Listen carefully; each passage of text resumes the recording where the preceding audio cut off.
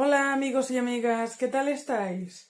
Hoy vamos a seguir con el punto 7 del libro Salve su cuerpo, ¿vale?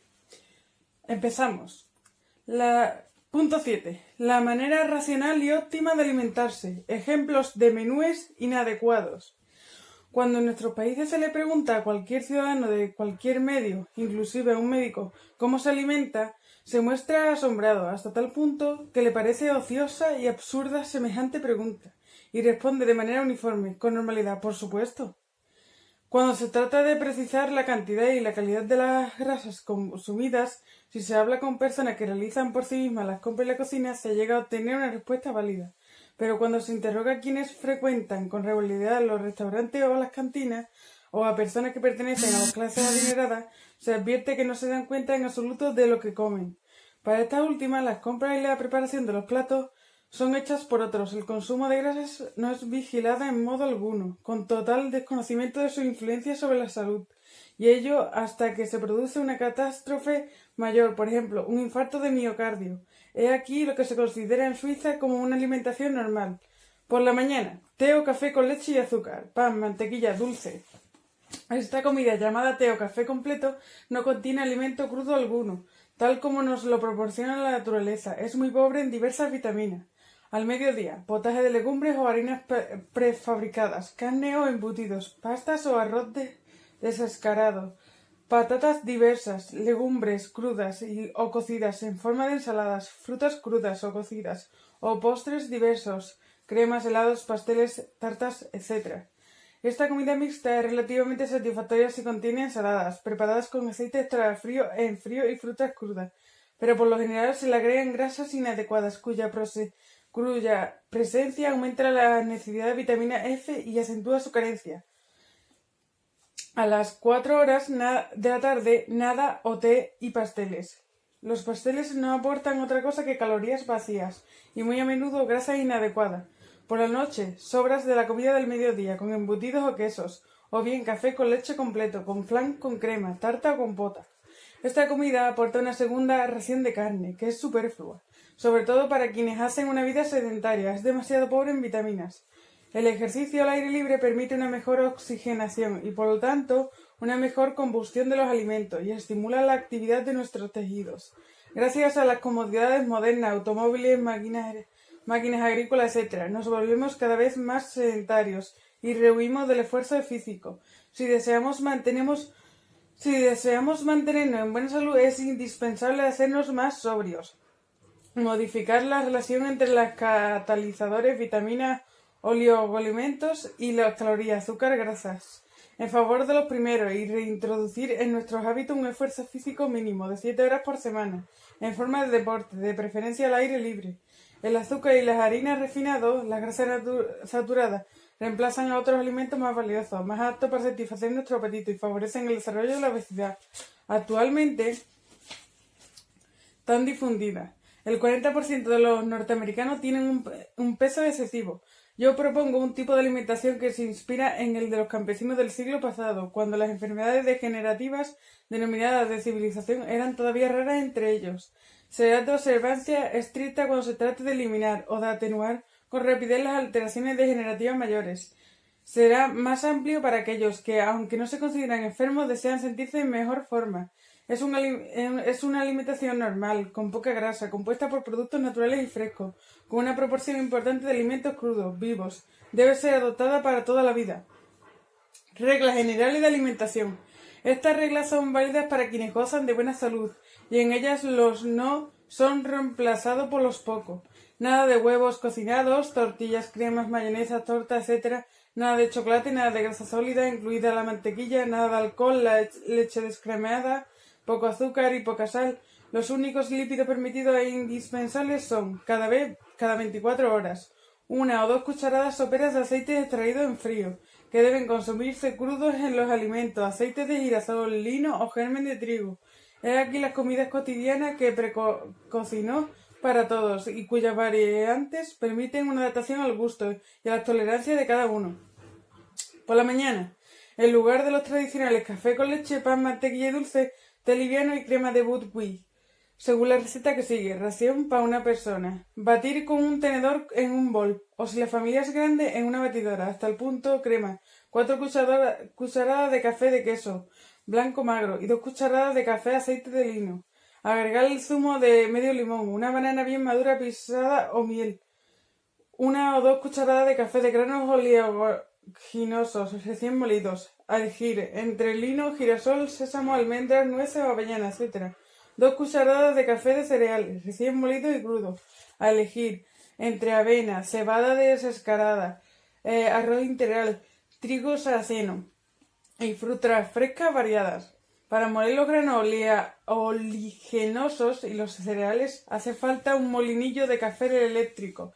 El recipiente que contiene la cuchilla rotativa tiene que ser lo bastante sólido como para soportar el impacto de los cereales, metal o plástico grueso. El aceite de lino tiene que ser batido con suficiente vigor como para quedar emulsionado y desaparecer por completo en el queso blanco. De tal modo pierde su sabor, ya no es perceptible y resulta asimilable con facilidad. A falta de aceite de lino se empleará aceite de girasol o de germen de trigo. Al mediodía recomiendo comer legumbres crudas en ensalada mixta, con el agregado de aceites vírgenes, ricos en ácidos grasos, poliinsaturados y zumo de limón o vinagre de manzana, legumbres y patatas cocidas al vapor, el menor tiempo posible, hígado, carne o pescados magros. Para los vegetarianos, quesos de preferencia, queso blanco magro o un huevo en su cáscara. Lo más importante y lo que nuestras poblaciones descuidan por completo porque han perdido el hábito es consumir todos los días una buena ración de cereales integrales, completos o triturados, o recién molidos, cocidos en potajes o platos, en forma de guisados o asados. Se puede elegir entre el trigo, el centeno, la avena, la cebada, el mijo, el maíz, el trigo sarraceno o el arroz integral. En la merienda, quienes tienen sed o hambre pueden consumir frutos crudos y, dado el caso, frutas secas o nueces y beber zumos de frutas recién exprimidas. Es importante recordar que los pasteles del comercio están por lo general hechos con grasas denominadas vegetales y por lo tanto artificiales, con azúcar refinado y harina blanca, carentes de sus vitaminas naturales. Estas materias primas solo nos ofrecen calorías vacías. Por la noche, la comida de la noche debe ser tomada lo más temprano que se pueda. Tiene que ser ligera, sin carne, consumida según los mismos principios que al mediodía. Si por la mañana falta el apetito es porque la comida de la noche ha sido demasiado abundante o se ha ingerido demasiado tarde. No hay que perder de vista que el aporte alimentario solo es útil y nos proporciona energía después de su digestión y asimilación, o dicho de otro modo, después de realizar un trabajo. Este último es tanto o más importante, cuanto más copiosa ha sido la comida o más rica o mayor contenido graso. Se calcula en 2 litros la cantidad de líquidos digestivos necesarios para una comida abundante. Por la noche estamos fatigados de nuestro día de trabajo y en malas condiciones para realizar ese esfuerzo suplementario, y ello en menor medida aún más avanza en nuestra edad. A partir de los 50 años la última comida debe ser muy liviana. Si se come demasiado tarde por la noche, la digestión se torna lenta e imperfecta. Hay discordancias entre esa digestión lenta y la propulsión de los alimentos por el tubo digestivo demasiado rápido respecto a la digestión. Una parte de ello escapa de tal modo a la asimilación y se convierte en presa de las bacterias intestinales. Estas, demasiado bien alimentadas, se multiplican, lo cual se traduce en malestar, distensión abdominal, formación excesiva de gases, trastornos del sueño, poblado de pesadillas, y por la mañana la lengua cubierta con una capa de saburra, mal aliento y falta de apetito. Estas alteraciones persisten mientras continúe vigente el error del comportamiento que las engendra. A partir de las carnes no dirigidas se forman en el intestino las sustancias más tóxicas. La ración de carne tiene que mantenerse en un nivel moderado. Este alimento debe suprimirse temporariamente en los periodos de crisis de salud. El ser humano sedentario, o sea la mayoría de los habitantes de la ciudad, necesita 2 comidas importantes por día, por la mañana y el mediodía. Los complementos de las 16 horas y de la noche deben ser mesurados. Solo las personas que realizan trabajos de fuerza constituyen la excepción a esta regla. Las personas de 60 años y más saben por experiencia propia que para mantenerse en buen estado de salud no deben comer por la noche o conformarse con un alimento muy frugal. un potaje de cereales, por ejemplo, una fruta y un yogur. Los comercios dietéticos y los aceites. El buen sentido popular se adelanta a menudo a las investigaciones científicas, de tal manera el deterioro de nuestra alimentación ha provocado la aparición de almacenes dietéticos, primero en Alemania, Reformhaus, y luego en los países de habla francesa. Hoy nos permiten obtener lo necesario para volver a la alimentación ancestral y reconquistar nuestra salud. Las dos categorías principales de productos que han desaparecido del mercado y que ella nos ofrece son los cereales integrales, no tratados, y los aceites extraídos en frío, es decir, a una temperatura inferior a 45 grados. Desde hace mucho tiempo se admite que los diabéticos necesitan una alimentación especial, tal como por ejemplo los niños con intolerancia a la lactosa, azúcar de leche o al gluten, proteína alergizante del trigo. Para ello resulta claro que los comercios dietéticos son indispensables, pero hoy se advierte que todos tenemos necesidad de ellos. Los términos dieta o régimen no son por lo demás sinónimos de limitación, sino que solo significan una manera de proceder.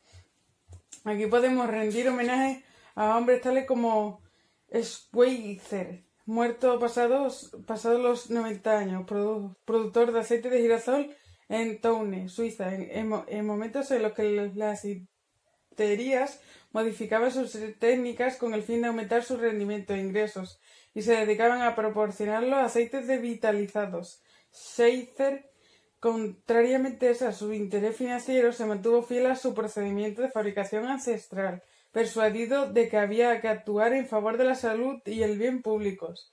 Como lo he mencionado más arriba, los aceites del comercio corriente se obtienen por extracción en caliente, entre 160 y 200 grados. Son refinados y estabilizados. Gracias a estos métodos, el rendimiento de los granos se duplica y los aceites pueden venderse más barato. Su conservación queda facilitada. Los aceites modernos, contenidos en botellas incoloras, pueden ser expuestos en los escaparates de los comercios, a pleno sol, sin sufrir prejuicios. No se alteran, porque ya no contienen los elementos vitales inestables. Pero si solo consumimos esos aceites nos exponemos a carencias. Los aceites extraídos en frío se enraizan con facilidad a causa de su riqueza en vitaminas, cuerpos muy reactivos y que son preciosos para nosotros. Se oxidan al aire, a la luz y al calor. Cuanto más ricos son en vitamina F, con más rapidez se alteran los aceites. Se los vende en recipientes metálicos, herméticamente cerrados, lo cual asegura una buena conservación. Cuando se abre este recipiente es importante ponerlo en la heladera, es decir, en un lugar frío y oscuro, por lo tanto no hay que adquirir latas grandes. La extracción del aceite de girasol en frío se hace en forma muy sencilla y casera. En Toune, por ejemplo, en el establecimiento de Schweitzer, cuyas instalaciones he tenido el privilegio de visitar, los granos de girasol ligeramente descortezados pasan a una prensa. El aceite sale de la prensa apenas tibio, a 36 grados, lo recoge en tinas. Es sedimentado durante 24 horas, decantado, filtrado y colocado en envases metálicos herméticos. Todo el procedimiento es notablemente rápido y limpio. El producto obtenido es impecable. Algunos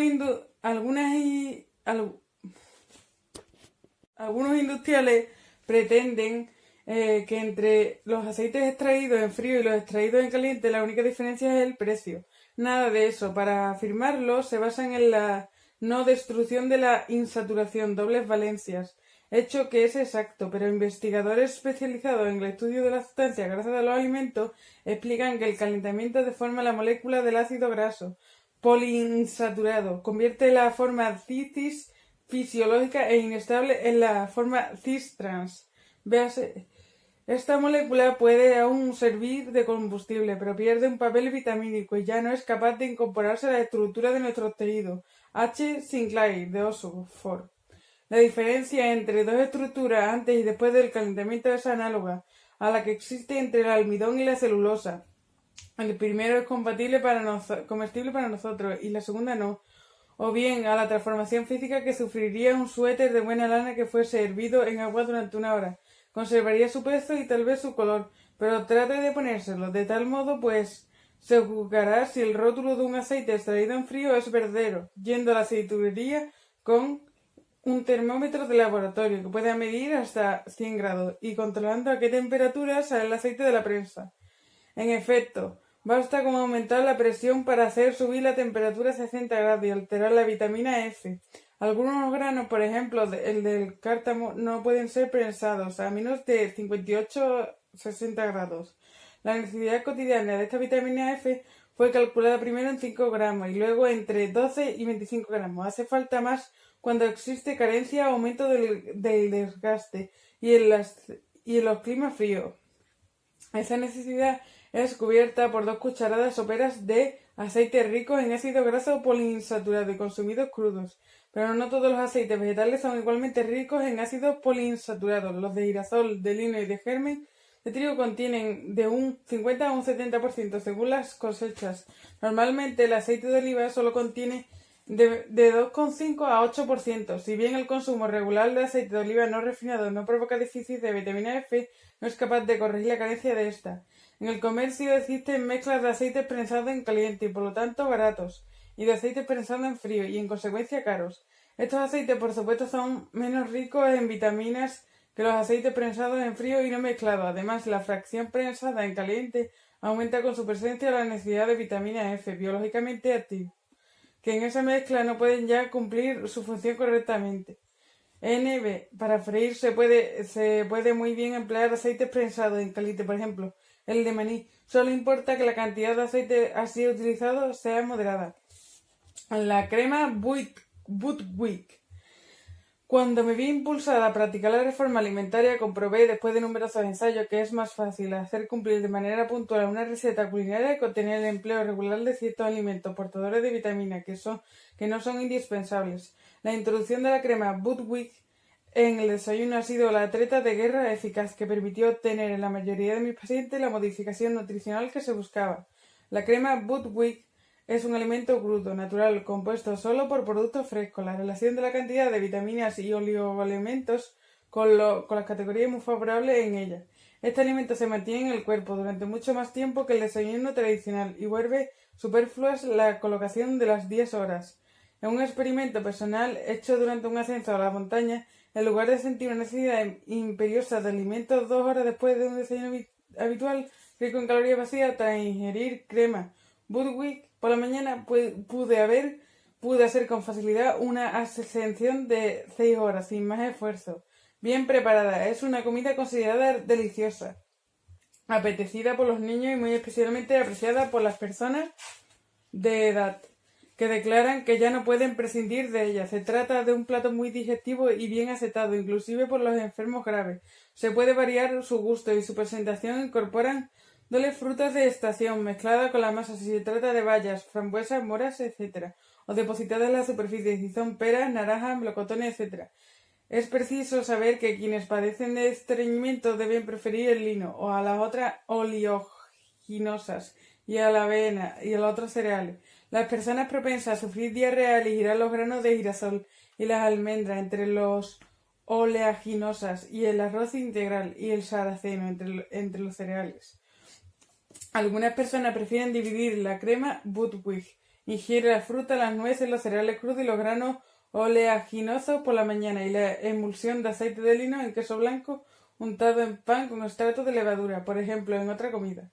Este procedimiento no presenta inconveniente alguno. Precisemos, por último, que no basta con introducir la crema Budwig en un régimen, que por otro lado es erróneo para recuperar la salud. Los cereales. El término cereales proviene de Ceres, diosa de las cosechas. Abarca el conjunto de los granos que el hombre siembra y cosecha cada año para alimentarse. La mayoría de los vegetales que los producen son gramíneas. Desde hace milenios el hombre se dio cuenta de cuán beneficiosos eran estos granos. Hizo pan con ellos y convirtió a ese pan en un símbolo de alimentación indispensable para su supervivencia. Señor, el pan nuestro de cada día, dánoslo hoy. Aprender a decir los jóvenes de hoy. Y he aquí que en la actualidad muchos de nuestros contemporáneos han olvidado lo que son los cereales. A la pregunta de ¿usted consume cereales? Responden, pero si comemos los legumbres todos los días. El pan ya ha degenerado. Ya no se lo hace con harinas recién molidas, ni con granos enteros, y su consumo se reduce cada vez más. Pero los cereales constituyen nuestra fuente principal de vitamina B. Su uso regular es un importante factor de salud. Por lo tanto, interesa que el ama de casa aprenda de nuevo su empleo y mi experiencia muestra que esto es lo más difícil de obtener. Los cereales integrales reemplazarán en parte el pan, que hoy ya no cumple con su papel. Por supuesto, si tiene posibilidad de hacerlo, la madre de familia puede preparar el pan por sí misma, con harina recién molida a partir de granos integrales de trigo, centeno o avena. Ese pan es delicioso, incomparablemente más sabroso que el adquirido en las panaderías, pero también se pueden emplear los cereales en forma de potaje o de sopa. Las personas motivadas por la aparición de enfermedades graves en el seno de familia no encuentran dificultades en volver a la alimentación sana, practicada por los campesinos del siglo pasado. Al cabo de 2 meses de prueba se sienten cada vez más convencidos del efecto benéfico de tal régimen y declaran en forma espontánea que ya no pueden prescindir de él. Por supuesto que no basta con alimentarse bien para sentirse bien. Es indispensable además permanecer al aire libre con regularidad y emplear los músculos. Una estada al aire libre de 7 horas semanales es un mínimo que se debe respetar en todas las edades y en cualquier estación, cuanto más mayor. Cuadro de recapitulación. Comer y evitar. Comer: cereales enteros, harina recién molida, integrales crudas o cocidas, galletas untadas de miel con nueces o almendras, granos oleaginos recién descascarados, aceites crudos, prensados en frío, ricos en ácidos grasos poliinsaturados, girasol, germen de trigo, lino, 1 o 2 cucharadas soperas por día, poca grasa de 30 a 50 gramos por día en total, poca mantequilla. Y a evitar: harinas refinadas y viejas, granos pulidos, descorticados, pastelería hecha de harina vieja con azúcar blanco y hasta un 30% de margarina o de grasas llamadas vegetales, aceites cocidos extraídos en frío, salvo para cocinar y en poca cantidad, exceso de grasa desde 50 a 150 y 200 gramos por día, grasa denominada vegetal, en realidad ajena a la naturaleza, y margarina que deriva de ellas por adición de agua, grasa animal abundante. En el desayuno: comer crema, lo que debemos comer: crema Budwig preparada solo con alimentos frescos, naturales y crudos, que contiene toda la gama de la vitamina indispensable para la conservación de la salud. Evitar: café negro o con leche, con medias lunas, pan blanco untado con mantequilla, dulces industriales. En las otras comidas: comer por lo menos 10% de los alimentos en estado crudo, legumbres y frutas, de preferencia al comienzo de la comida. Legumbres abundantes, cocidas al vapor, poca carne magra, poca sal, miel. Evitar: comidas totalmente cocidas, conservas, legumbres cocidas demasiado tiempo, debilitadas, mucha carne grasa, azúcar blanco, mucha sal. Alteraciones menores de la salud. He aquí algunos ejemplos de la influencia que puede ejercer la forma de los alimentos sobre las alteraciones existentes, aunque menores, de nuestra salud. Caso 4M, 1926, 42 años, hemicrania. Este hombre tiene problemas hepáticos desde los 30 años de edad, muy nervioso y angustiado, sufre de catarro en forma casi constante, si come después de las 19 horas se despierta al día siguiente con dolor de cabeza y vomita bilis. La fatiga le provoca hemicranias insoportables, con vómitos que se reiteran hasta 2 veces por semana. Ha sido atendido por medio de analgésicos que atenúan los dolores de cabeza, pero no le impiden su repetición. Su alimentación es la siguiente: por la mañana café negro sin cafeína, pan, mantequilla; al mediodía potaje, asado, legumbres, ensaladas, arroz blanco, pastas; a la noche café completo o restos de mediodía. Su consumo de grasa es de 15 gramos de mantequilla, 8 gramos de margarina, 36 gramos de aceite de girasol barato, o sea, en total 59 gramos por día. Lo recibido por primera vez el 29 de septiembre de 1977, la concentración de bilirrubina en la sangre es de 1,4 miligramos por ciento, es decir, más del doble de lo normal. Nivel normal es igual a 0,25 entre 0,6 miligramos por ciento. La tasa de hierro sérico es de 67 gamas por ciento. Tasa normal es igual a 120. Es un hombre de constitución atlética, pero parece 10 años mayor. Su lengua está saburral y tiene mal aliento. Lo que le caracteriza es su alimentación. Es, en esencia, la falta de vitamina F. Se la corrige. 6 semanas después su digestión ya ha mejorado y su lengua está casi limpia. El mal aliento ha desaparecido. Ya no está angustiado y prescinde de los analgésicos. Al cabo de 4 meses se muestra muy contento. No ha tenido más hemicranias. La tasa de bilirrubina en su sangre es de 0,4 miligramos por ciento. O sea que se ha vuelto a lo normal, tal como la del hierro, 157 gamas por ciento. En este caso ejemplifica la estrecha relación que existe entre la alimentación y el psiquismo. Este ejerce una influencia sobre las funciones fisiológicas y puede trastornarlas. De tal modo puede llegar a establecer un círculo vicioso, que solo será quebrado por el retorno a una alimentación equilibrada y sana, ya que la simple ingestión de calmantes no resuelve en modo alguno el problema. Caso 5. F. 1963. 7 años. Eczema. Esta niña, que no ha recibido leche materna, padeció desde el primer año de vida de un eczema seco reverde llamado atópico en las mejillas y el pliegue de los antebrazos. Tiene 7 años cuando la veo por primera vez. La piel es en todas partes anormalmente seca, rugosa. Corrijo su alimentación y todo se normaliza. El eczema desaparece, la piel se vuelve suave. Sin embargo, en enero de 1973, a los 10 años, participa en un campeonato de esquí durante 2 semanas. Allí recibe una alimentación moderna típica: leche, pastas, pan blanco, conservas diversas, entraña, embutido, de todo aquello preparado con las grasas corrientes. No recibe cereales integrales ni aceites pensados en frío ni alimentos crudos. Vuelve a su casa con una intensa erupción, especialmente en el cuero cabelludo, que está agrietado y cubierto de escamas. Con la reanudación de la alimentación normal de su familia y un ligero tratamiento local, todo vuelve al orden en 12 días.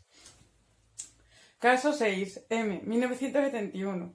Eczema atópico desde el primer año y luego asma. Caso análogo, el de un joven de 13 años afectado de asma desde los 2 años y medio, que desaparece en cuanto la familia adopta la alimentación sana que la recomiendo. Durante su concurrencia a un campamento de esquí, el asma se repite para desaparecer después de reanudar la alimentación sana. El padre, que tenía la posibilidad de hacerlo, se interesó por la alimentación de los escolares en los campamentos de esquí y por su estado de salud. Comprobó que los niños eran incapaces de esquiar toda una mañana porque se encontraban fatigados y tenían hambre, y que la mitad de ellos estaban estreñidos. Todos estos trastornos desaparecieron con la introducción de la crema Budwig en el desayuno. Este caso, lo mismo que el precedente, constituye un ejemplo del grado en el que la alimentación suministrada a nuestros escolares es poco normal y hasta qué punto sería necesario corregirla. Hemos abandonado las costumbres alimenticias sanas de antaño y, sin embargo, es importante para la salud ingerir productos frescos y muy en especial harinas recién molidas. No lo hacemos ya por comodidad y no conocemos la edad de las harinas que comemos, con desconocimiento total del efecto beneficioso del consumo de harinas recién molidas. Desde la década de 1960, prescripciones federales con otorgamiento de primas han llegado a estimular las moliendas hechas con meses de anticipación. Caso 7. M. 1912, 60 años. Es aquí lo que me ha relatado este paciente. Su padre era campesino y molinero en un valle de montaña, Emmental, en el cantón de Berna. Yo decía a lo suyo que él les daba lo mejor de los granos, es decir, el orujo, el afrecho a los cerdos. Para su familia se tomaba el trabajo de moler el trigo cada 3 o 4 semanas como máximo, y el pan de la familia se hacía con harina integral y fresca. Se mantuvo fiel a esta manera de proceder hasta los 73 años de edad, en la cual se jubiló. En la actualidad vive, es sabio, con buena salud a los 89 años. Su hijo solo se benefició de ese régimen hasta los 18 años. Luego dejó a su familia y el campo para ir a la ciudad y comenzó a fumar. Desde los 23 años, 20 cigarrillos por día. A los 58 años desarrolló un cáncer pulmonar y falleció 2 años después. Caso 8. M. 1911, 54 años. Trastorno digestivo e infección urinaria crónica. Este hombre nació en una familia de campesinos de buena salud que habitaba al pie del Jura. La molineda de la harina se hacía por tradición cada 2 semanas y el pan se confeccionaba con harina íntegra recién molida, y ello hasta 1934. Mi paciente tenía entonces 23 años. A los 46 años sufre de inapetencia y de dolor en la región hepática. A los 50 años comienza una infección urinaria con fiebre elevada, pielitis, que se vuelve crónica. La infección ha sido tratada sin éxito con antibióticos. Este tratamiento fue seguido de forúnculos y eczema, que persistió durante 3 años. Una radiografía del tubo digestivo demostró una secuela de la úlcera duodenal. Lo recibió por primera vez el 15 de noviembre de 1965. Tiene 54 años. Su peso es de 86 kilos y su talla es de 1,87 metros. La piel de la espalda está sucia, con manchas de color rubí y pústulas seniles. La orina está infectada. Su alimentación moderna es demasiado rica en grasa. 5 meses después de consultarme por primera vez, había agregado la crema Budwig a su desayuno habitual, sin obtener mejoría alguna de su salud. Corrijo su régimen alimenticio mediante la introducción de los cereales integrales, tales como la consumían sus padres. Redujo su ración cotidiana de grasa a 30 gramos y reemplaza el aceite de colza extraído en caliente por el aceite de girasol prensado en frío. La infección desaparece de la orina durante 5 días. 2 meses después, el apetito ausente desde hace años ha vuelto. Los dolores abdominales ya no se manifiestan. En diciembre de 1965 la orina está limpia y la infección ha quedado vencida. La piel menos seca recupera su aspecto más saludable. Caso 9F, 1945, 21 años. Cálculos renales e infección urinaria.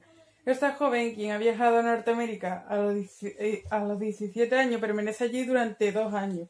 En este tiempo elimina en 2 ocasiones de manera espontánea cálculos renales.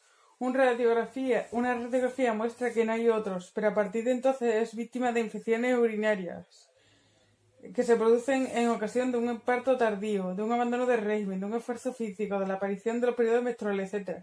Es interna en una universidad norteamericana.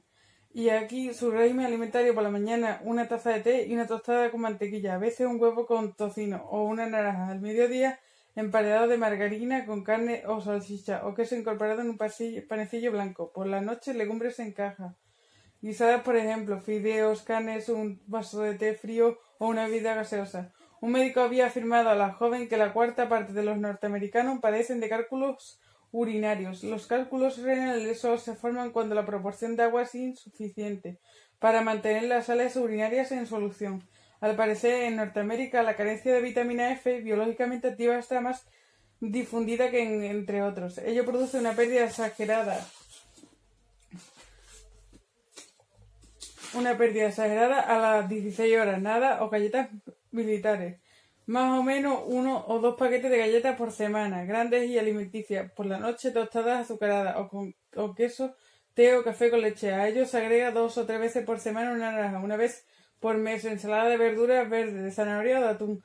Las legumbres faltan 3 veces en 4 meses. Es necesario criticar con severidad este régimen, que contiene escasas legumbres y frutas, un exceso de conserva, nada de cereales, integrales y vitamina F, en cantidad insuficiente. Caso 12, F, 1951, 22 años, alimentación hospitalaria. Durante su infancia, esta joven ha sufrido enormemente a causa del alcoholismo paterno. A los 15 años, depresión y anorexia psíquica.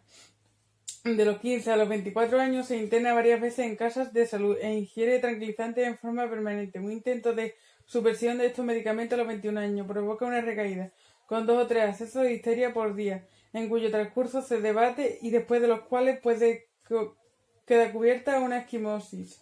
No ha sido podido en ninguna formación profesional. En los últimos años ha estado estreñida y solo movía el vientre 3 o 4 veces por semana y se vio afectada de cistitis 2 o 3 veces por año. Fumó 20 cigarrillos por día entre los 19 y los 21 años. A esta última edad pesa 60 kilos, para una talla de 160 de 1,63 metros, y luego vuelve a alimentarse en forma insuficiente y adelgaza 17 kilos. La recibo por primera vez el 13 de junio de 1973. Tiene 22 años, su piel está acribillada de acné, su tez es pálida, su orina contiene numerosas bacterias, sus dientes están descarnados y con caries. Ha vuelto a pasar un año en una clínica, al cabo de la cual, a los 24 años, sufre la extracción de todos los dientes por una periodontitis graves. Sigue viendo en la clínica como empleada y no resiste bien las infecciones triviales. De esta historia surge la conclusión de que las largas estadías de esta paciente en los diversos medios hospitalarios no le enseñó la forma de alimentarse para conservar sus dientes más allá de los 24 años. Punto 8. Equilibrio psíquico y alimentación. En otro lugar he descrito el caso de una esquizofrenia curada por la normalización de la alimentación y el aporte abundante de vitaminas, algunos minerales y fosfolípidos cerebrales. La paciente había sido seguida por psiquiatras entre sus 19 y sus 23 años. En 2 ocasiones tuvo una prolongada internación en una clínica psiquiátrica para recibir allí cura de sueño, choque insulínico y electrochoque. Me visitó en busca de trabajo, en un estado de embotamiento pronunciado. Los especialistas que la seguían desde hacía 4 años no habían encontrado otro remedio que una dosis masiva de tranquilizante, prescrito para una duración indeterminada. Sus 7 píldoras por día la volvían incapaz de ejercer un oficio. le propuso un camino muy distinto: dejar todos los calmantes, alimentarse con corrección y reemplazar los medicamentos psicotrópicos por vitaminas, algunos minerales, en particular magnesio y fosfolípidos cerebrales. Ese mismo tratamiento me había permitido equilibrar a numerosos enfermos graves, entre los cuales había casos de esclerosis en placas, otra enfermedad del sistema nervioso central. El éxito resultó total. 2 meses después fue contratada por un colega como ayudante médica. Cubrió esa función durante 2 años, se casó y dio a luz a 3 niños normales. A lo largo de los 10 años que la seguí no presentó ninguna alteración psíquica. Hoy vive feliz y cumple a la perfección sus sueños. Mi consultorio hace 2 años y medio y he asistido a la desaparición de los nacimientos de los niños prematuros entre sus pacientes, madre alimentarse y alimenten a sus hijos en forma correcta, a fin de construir una sociedad normal. Punto 9. Lo cocido y lo crudo.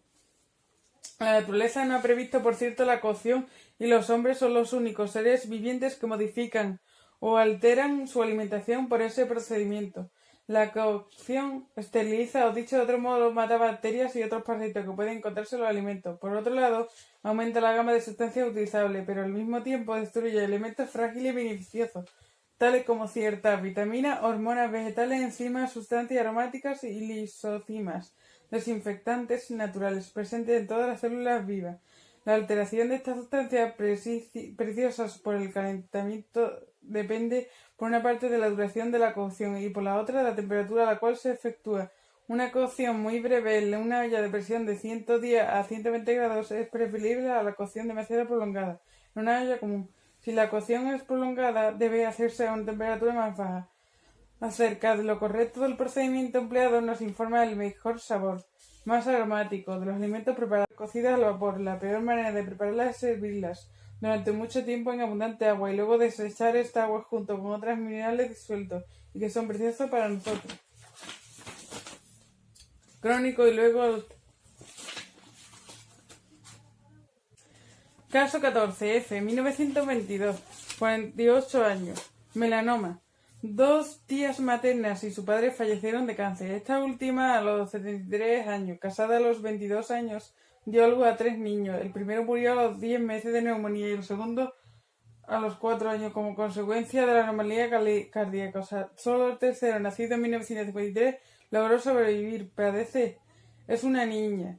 Es en forma de crónica estreñimientos, aerofagia, inflamaciones, urticaria, hemicránea, varices y hemorroides. Sus mamás presentan numerosos nódulos duros. Fuma alrededor de 5 cigarrillos por día. En febrero de 1969, es decir, a los 47 años, operada de un melanoma en la pantorrilla izquierda. Tuvo altamente maligno. Se le administra radioterapia en los ganglios inguinales. La región operada en diciembre de 1979, inquieta por la presencia de ganglios palpables en las ingles, adopta el régimen precocinado por Burger. Comer por la mañana frutas crudas, miel, arroz, trigo crudo y granos de girasol. Al mediodía y por la noche, legumbres, carne, ternero, cordero, cerdo, huevos crudos, oleaginosa, frutos exóticos, aguacates, ananas, naranjas. Yo la recibo por primera vez el 8 de abril de 1970. Su concentración de hierro sérico es de 77 gramos por ciento. Normal es 120. Y la de la hemoglobina de 94%. Desde el comienzo del régimen totalmente crudo, la aerofagia, que duraba desde hacía 4 años, así como lo de los trastornos, han desaparecido. A partir del tercer mes abandonó sus 5 cigarrillos cotidianos, porque ya no sentía deseo de ellos. Las disposiciones antes malolientes han perdido esta característica. El 16 de octubre de 1970 se siente muy bien. Sus periodos menstruales han escapiado a 6 semanas. Come crema Budwig todas las mañanas. Al mediodía atún pregesapo o almejas alternado con carne, todo ello crudo. Por la noche consume 3 yemas de huevo. No emplea azúcar, ni sal, ni especias, y declara que ya no le sería posible alimentarse de otro modo. Hasta tal punto le sienta esa alimentación cruda. Una vez ingirió pasas tratadas y reaccionó con vómitos y dolores en las mamas. El 11 de noviembre de 1970 su hierro sérico está a 67 gamas por ciento. Se eleva a 116 gamas por ciento. El 25 de marzo de 1971, sin medicamento alguno, sino gracias al consumo de 20 yemas de huevo crudo por la semana, se encuentra en perfecto estado de salud 3 años después de la extirpación de su melanoma. Su hija de 17 años era flácida y demasiado obesa y sigue muy bien con el mismo régimen que ella. Su regla antes muy abundante, dolorosa y acompañada de náuseas. Cesaron durante 5 meses, pero luego se reanudaron normalmente. La técnica alimenticia empleada en estos dos casos fue, pues, la de Burger, atenuada por un aporte de crema buckwheat rica en vitamina F.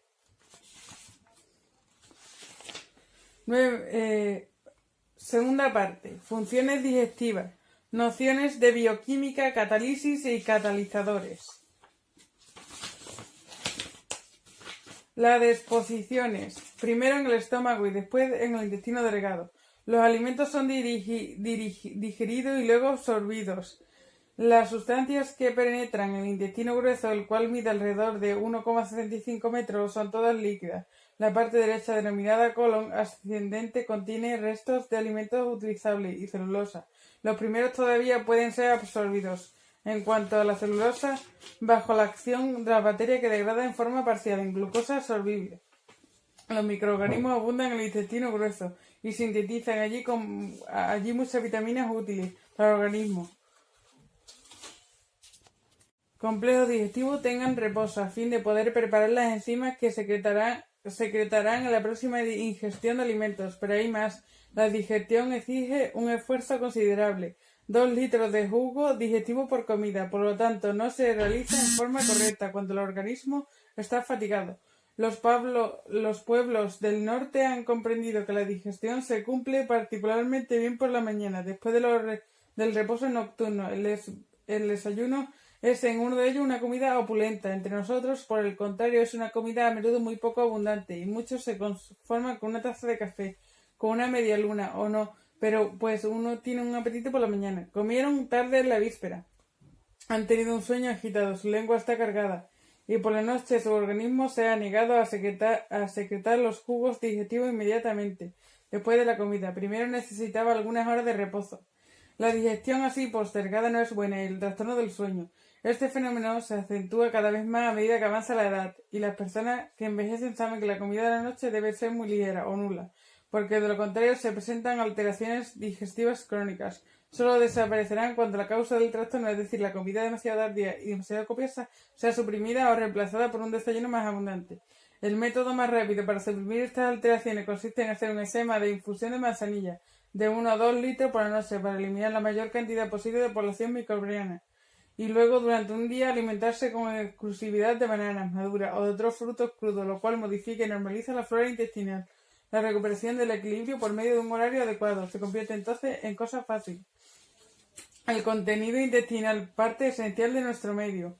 Durante toda nuestra vida debemos defender la integridad de nuestro organismo contra las influencias deleteradas del ambiente. Es fundamental comprender que el contenido de nuestro tubo digestivo forma también parte de este ambiente. En su nivel somos más frágiles, estamos menos protegidos. En efecto, en el intestino, la mucosa del revestimiento, cuya superficie desarrollada mide aproximadamente unos 43 metros cuadrados, está constituida por una sola capa celular de espesor de 25 a 30 micrones, es decir, de 25 a 30 milésimas de milímetro. Por debajo de este revestimiento y en contacto íntimo con él se encuentran los capilares sanguíneos y linfáticos, cuya pared es una delgada aún y cuya superficie desarrolla es igual, respectivamente, a 11 y 5 metros cuadrados. Por lo tanto, el contenido del intestino delgado solo se encuentra separado de la sangre de las capilares por una membrana más fina que el del papel de seda. En las alteraciones digestivas ocurre que los microorganismos que colonizan el intestino grueso, revestido a su vez por una capa celular única, ascienden al intestino delgado. La vida de estas bacterias está vinculada con la producción de gases y de sustancias tóxicas.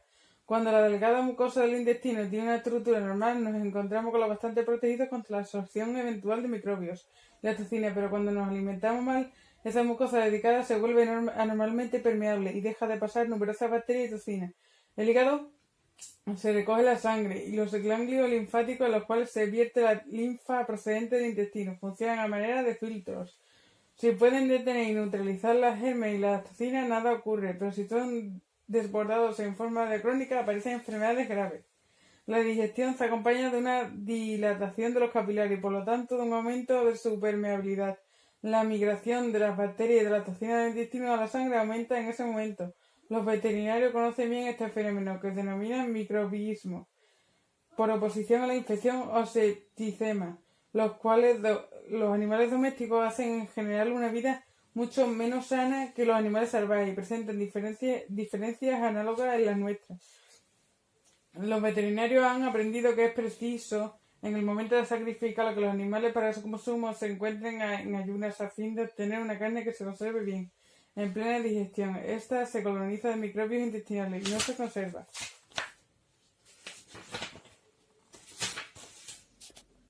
La membrana celular, la parte superficial de la célula denominada membrana plasmática, es de una gran importancia funcional. Se encuentra dotada de la permeabilidad selectiva, gracias a la actividad, entre otras, de las prostaglandinas, que cumplen la función de aduaneros. Esta membrana es móvil. Algunas células cuyos intercambios son muy intensos, intestino, tubos uriníferos, pliegan en su superficie a fin de aumentar su extensión o emiten hilos muy finos y apretados que miden de 0,1 a 5 micrones y que dan a la superficie el aspecto de un cepillo.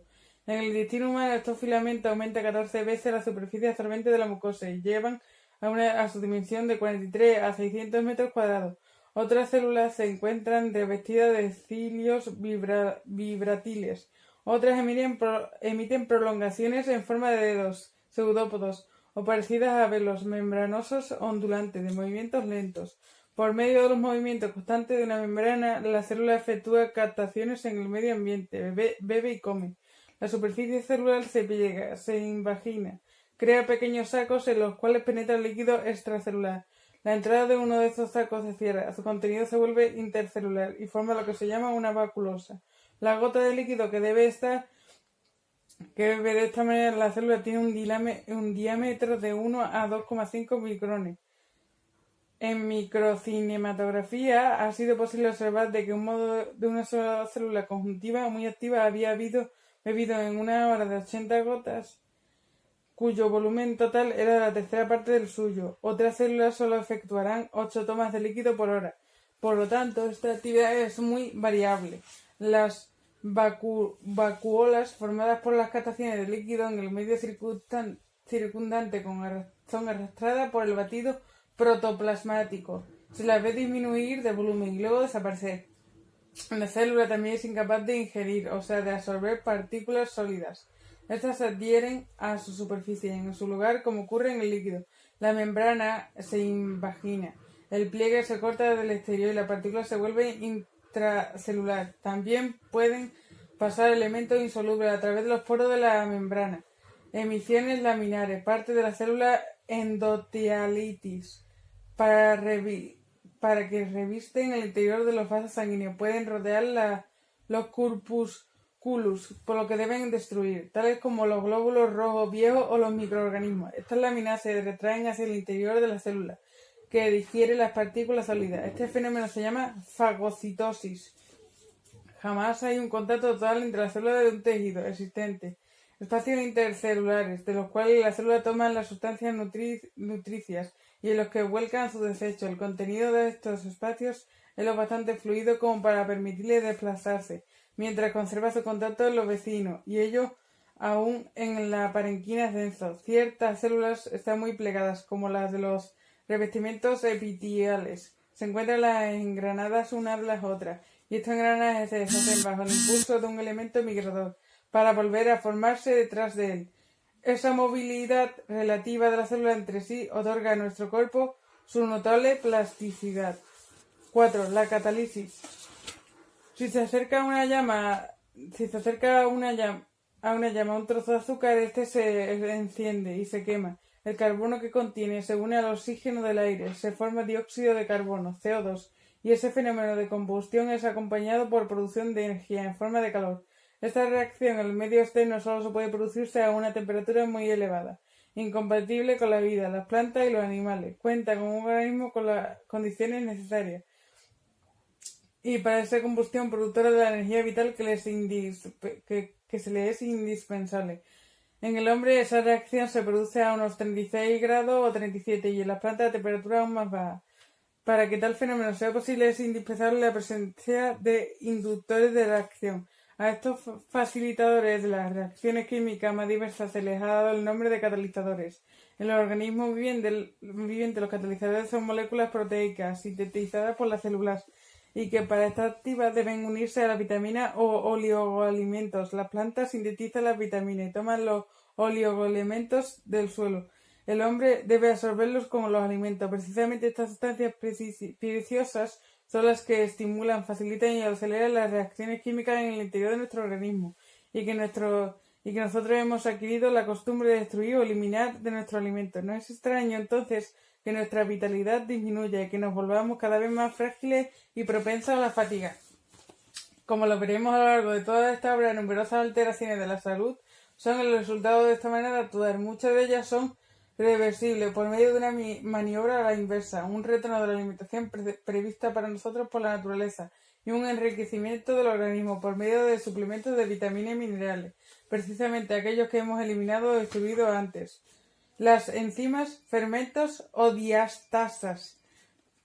No es posible la vida sin catalizadores.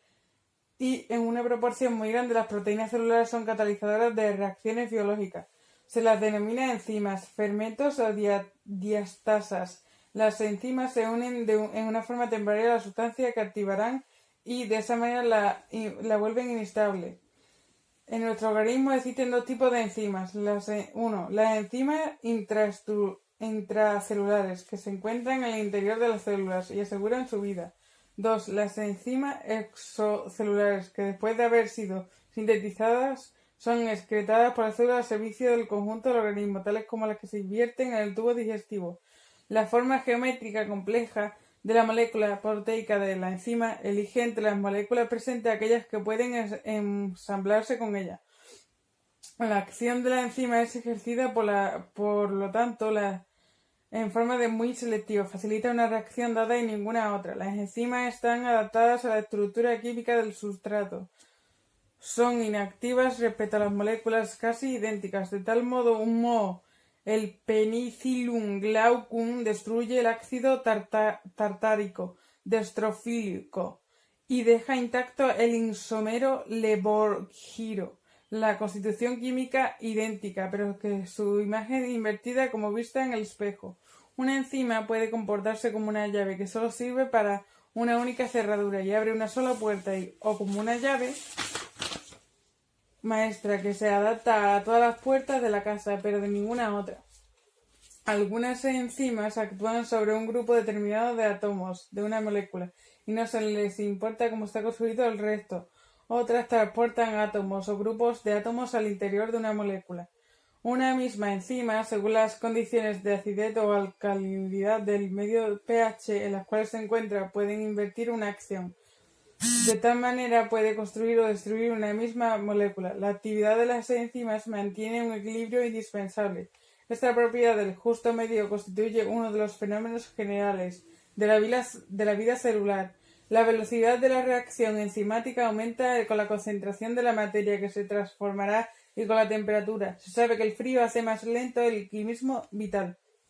Una proteína denominada apoenzima, gran molécula sintetizada por el organismo y que sirve como catalizador, tiene generalmente necesidad de ser activada por una sustancia de dimensión mucho más modesta y tomada de los alimentos. Según su naturaleza puede ser una vitamina o un oligoalimentos o a veces ambos. Entonces es frecuente que no necesite más que una molécula de vitamina o un átomo oligoelemento para volverse eficiente, de tal manera que solo un átomo de hierro cuyo peso atómico es de 56 basta para activar una enzima respiratoria cuyo peso molecular es de alrededor de 50.000. En tal enzima el peso del hierro es en apenas de la milésima parte del peso total del fermento y en ello constituye un fenómeno general.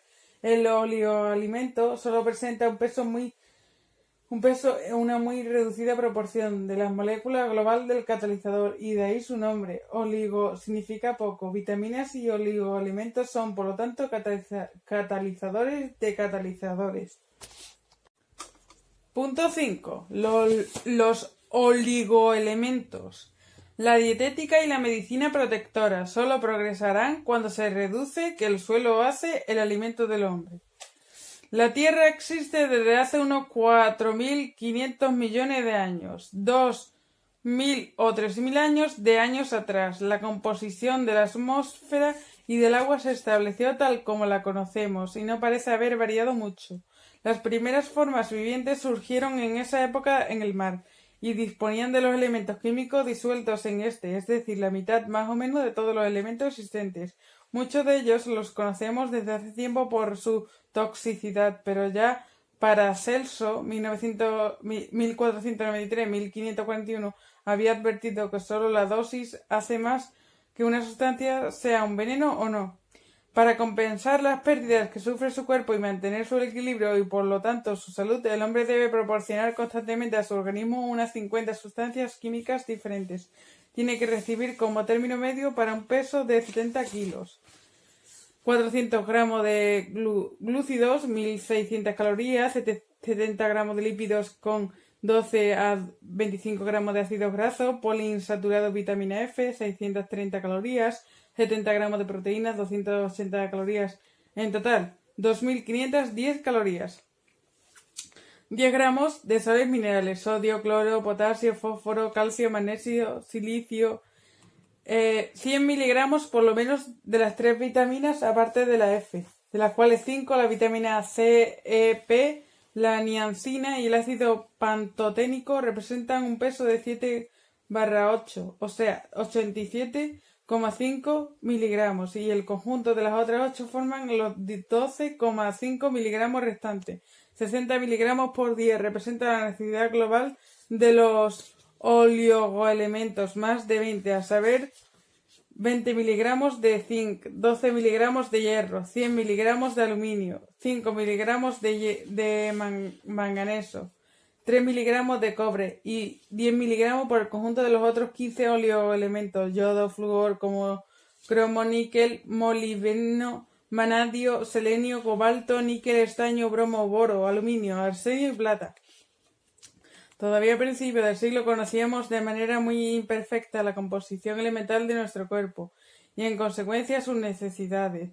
Los procedimientos analíticos existentes entonces no lo permitían. Con el mejoramiento de estas técnicas fue posible dosificar cantidades de sustancia cada vez más reducidas, de 1 miligramo, luego de un milésimo de miligramo, unidad denominada microgramo o gama.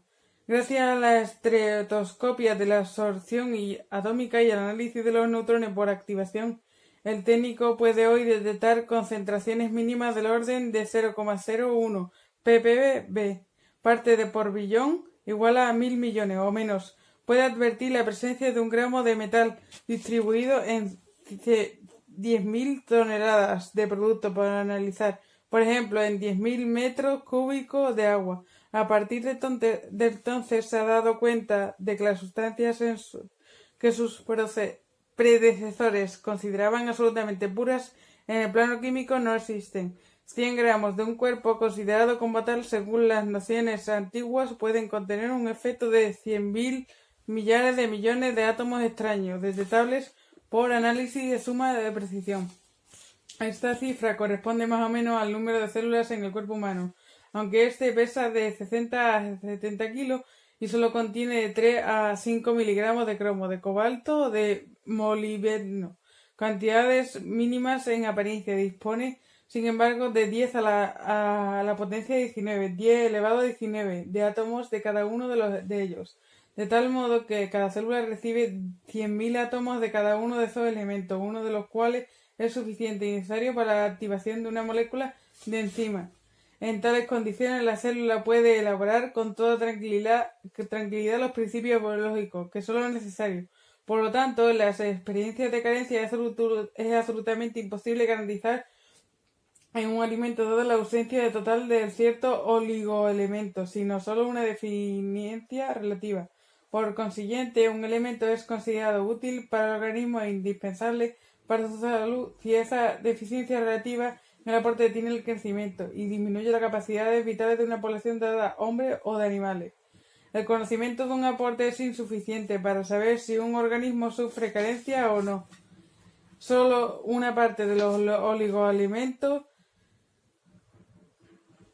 presentes en la alimentación en forma soluble es absorbida por el intestino. Esta tasa de absorción varía de un elemento al otro. Es de 0,5 a 1% para el cromo, de 10% para el hierro, de 70 a 80% para el molibdeno, etc. Después de haber abandonado el intestino y pasado a la sangre, los oligoelementos se unen a la frecuencia, una proteína portadora específica. Esta puede luego liberar el metal, bien en el punto en el cual el cuerpo lo necesita, bien en un órgano como el hígado o el tejido óseo, en el que queda como reserva. Un excedente del metal puede ser eliminado con la bilis y en su momento absorbido por el intestino o evacuado junto con las deposiciones. La alimentación normal de 2.500 gramos por incluida el agua, puede proporcionar a cada célula 25 átomos de tal o cual metal indetectable en el análisis, ni siquiera por los métodos actuales más perfeccionados. Es posible que muchos oligoelementos estén concentrados en diversos órganos, donde serían susceptibles de ejercer funciones fisiológicas todavía desconocidas, como el caso de las vitaminas. Hoy se admite que el aporte deseable de oligoelementos en el hombre es el que permite equilibrar las pérdidas. Es un cálculo que solo puede ser muy aproximado, no tiene en cuenta el grado óptimo de saturación de los tejidos y de los órganos, que en la actualidad sigue siendo totalmente desconocido. No conocemos las distintas funciones de todos estos elementos. En los fenómenos vitales solo sabemos que la presencia en forma vestigial de algunos de ellos es indispensable para el funcionamiento normal de las cadenas enzimáticas. Se los denomina esenciales. La presencia de otros oligoelementos es favorable, pero parece ser facultativa o fortuita. Hace todavía muy poco tiempo se consideraba que todos los oligoelementos eran impurezas. Es probable que los próximos años nos hagan conocer el papel indispensable y aún vital de cantidades mínimas de otras sustancias. Los oligoelementos son catalizadores y reguladores de procesos vitales. Al igual que las vitaminas, pueden ser catalizadores directos de enzimas o bien catalizadores de catalizadores. Su acción favorable sobre los fenómenos vitales solo se ejerce en concentraciones definidas. Demasiado poco puede ser tan perjudicial como una cantidad excesiva. La concentración hística de la mayor parte de ellos es de 10 elevado a menos 6, 1 miligramo por kilogramo, a 10 elevado a menos 14, un 100 millonésima de miligramo por kilogramo. Sin ellos no puede existir vida alguna. La ausencia de un solo elemento esencial conduce a la muerte. A una enzima de edad corresponde un oligoelemento preciso. A veces puede ser sustituido por otro, si tiene propiedades análogas en cuanto a su valencia o a su peso atómico. De tal manera, el magnesio, el manganeso y el zinc pueden reemplazarse más o menos en la activación de diferentes fosfatasas, función que solo ejercen después de haber formado complejos de los aminoácidos esenciales alanina o cisteína. La amilasa salival y la pancreática pueden ser activadas por el cobalto, el níquel, el calcio y el zinc. Otros oligoelementos tienen propiedades análogas a las de los macroelementos minerales. En ciertas circunstancias compiten con ellos y por esa causa son reguladoras de reacciones químicas. De tal modo, el magnesio puede ejercer una acción antagónica a la del calcio, el litio y a la del sodio y el rubidio, a la del potasio, según la reacción ácida o básica del medio. Los oligoelementos pueden formar complejos con la base excedente y mantener la reacción normal de los tejidos pH. Tal es la acción del aluminio y del zinc. Por lo general, los oligoelementos activan a la enzima, pero también pueden inhibirla. Esto depende, entre otros factores, de su concentración o del pH del medio en el cual se encuentra. He aquí un buen ejemplo. La carpa tiene una enzima que destruye la vitamina B. Durante la Segunda Guerra Mundial, a consecuencia del bloqueo del Japón, este pez muy abundante en ese país se convirtió en un alimento muy importante. Las personas que lo habían consumido en exceso se vieron afectados de beriberi por avitaminosis B1. Pudieron ser curadas mediante la administración de vitamina B1 y consumir carpas sin peligro de condición de tomar al mismo tiempo compuestos de cobre, de hierro o de manganeso, ya que estos oligoelementos tienen la propiedad de inactivar la enzima destructora de la vitamina B1 de la carpa. La mayoría de los oligoelementos aceleraron las reacciones enzimáticas y gracias a ello aumentaron nuestra vitalidad. Cuando sufrimos alguna deficiencia de ello, enfermamos o tenemos una salud a medias si no empleamos en forma óptima las posibilidades de vida y la salud que la naturaleza pone a nuestra disposición. Todos saben que hasta el punto de un cambio de aire puede ser beneficioso y en qué medida el organismo puede quedarle agradecido. Es probable que no sea el aire el que proporcione ese beneficio, sino los oligoelementos, que en otros suelos son diferentes de los que la región que habitamos. Nos lo aportan el agua, los alimentos que consumimos. En ocasiones también el aire se carga de ellos. Este hecho es evidente al borde del mar, donde la bruma nos baña de yodo y de magnesio. Sepamos que en la actualidad el hombre al tamizar y refinar las harinas elimina su forma peligrosa de su alimentación, precisamente las partes del grano ricas en oligoelementos. El cobalto, el cobre, el manganeso, el zinc, el cromo, el selenio se encuentran, sobre todo, contenidos en el germen y en la parte exterior de los granos de cereales. El uso exclusivo o preponderante de alimentos refinados conduce a un déficit permanente de oligoelementos. Solo los alimentos naturales, cereales integrales, frutas, miel, nueces, legumbres crudas, carne y pescado fresco, huevos, leche aseguran un aporte suficiente de estas sustancias. Al cocinar los alimentos, al hacer conserva de ellos, el hombre desnaturaliza las proteínas enzimáticas, solubiliza los metales. Al desechar el agua de la cocción de las legumbres disminuye el aporte de muchos minerales, entre ellos los oligoelementos. Diversas enfermedades de las plantas se deben a una carencia de oligoelementos. La riqueza del suelo no es el único factor que determina o no las carencias. La absorción de un elemento puede ser dificultada por la presencia de otras sustancias o porque se encuentra en forma insoluble. Conocemos de manera muy imperfecta las sustancias químicas contenidas en los vegetales que tomamos de un suelo dado y que si se quiere conservar la fertilidad de este es preciso restituirle en forma de abono. A intensificar en demasiado los cultivos y al emplear abonos artificiales incompletos forzosamente, el hombre altera el equilibrio mineral de los suelos. Este desequilibrio lo transmite de modo insidioso a las plantas, a los animales que viven en ellas y por último a él mismo. En su orgullo, el hombre está hasta el punto seguro de lo que hace, que se han autorizado distintos tipos de procedimientos de refinado de alimentos sin restricción legal alguna. Se da conformidad así a los deseos de los especialistas en las técnicas de alimentación, pero no se preocupan por los problemas de salud, sino solo por las exigencias comerciales del almacenamiento y la venta. Estas prácticas traducen con fidelidad la incompetencia de las autoridades responsables, que en cambio prohíben restituir los alimentos básicos de los oligoelementos eliminados por la refinación, y el público cree por error que lo que se ha prohibido solo puede ser malo. Felix Kieffer. La mayoría de los oligoelementos esenciales son metales. Los metaloides, yodo, flúor, cromo, son la excepción de esta regla. Los metaloides. El yodo. Efectos de su carencia, bocio, cretinismo. Es uno de los constituyentes de la hormona tiroidea.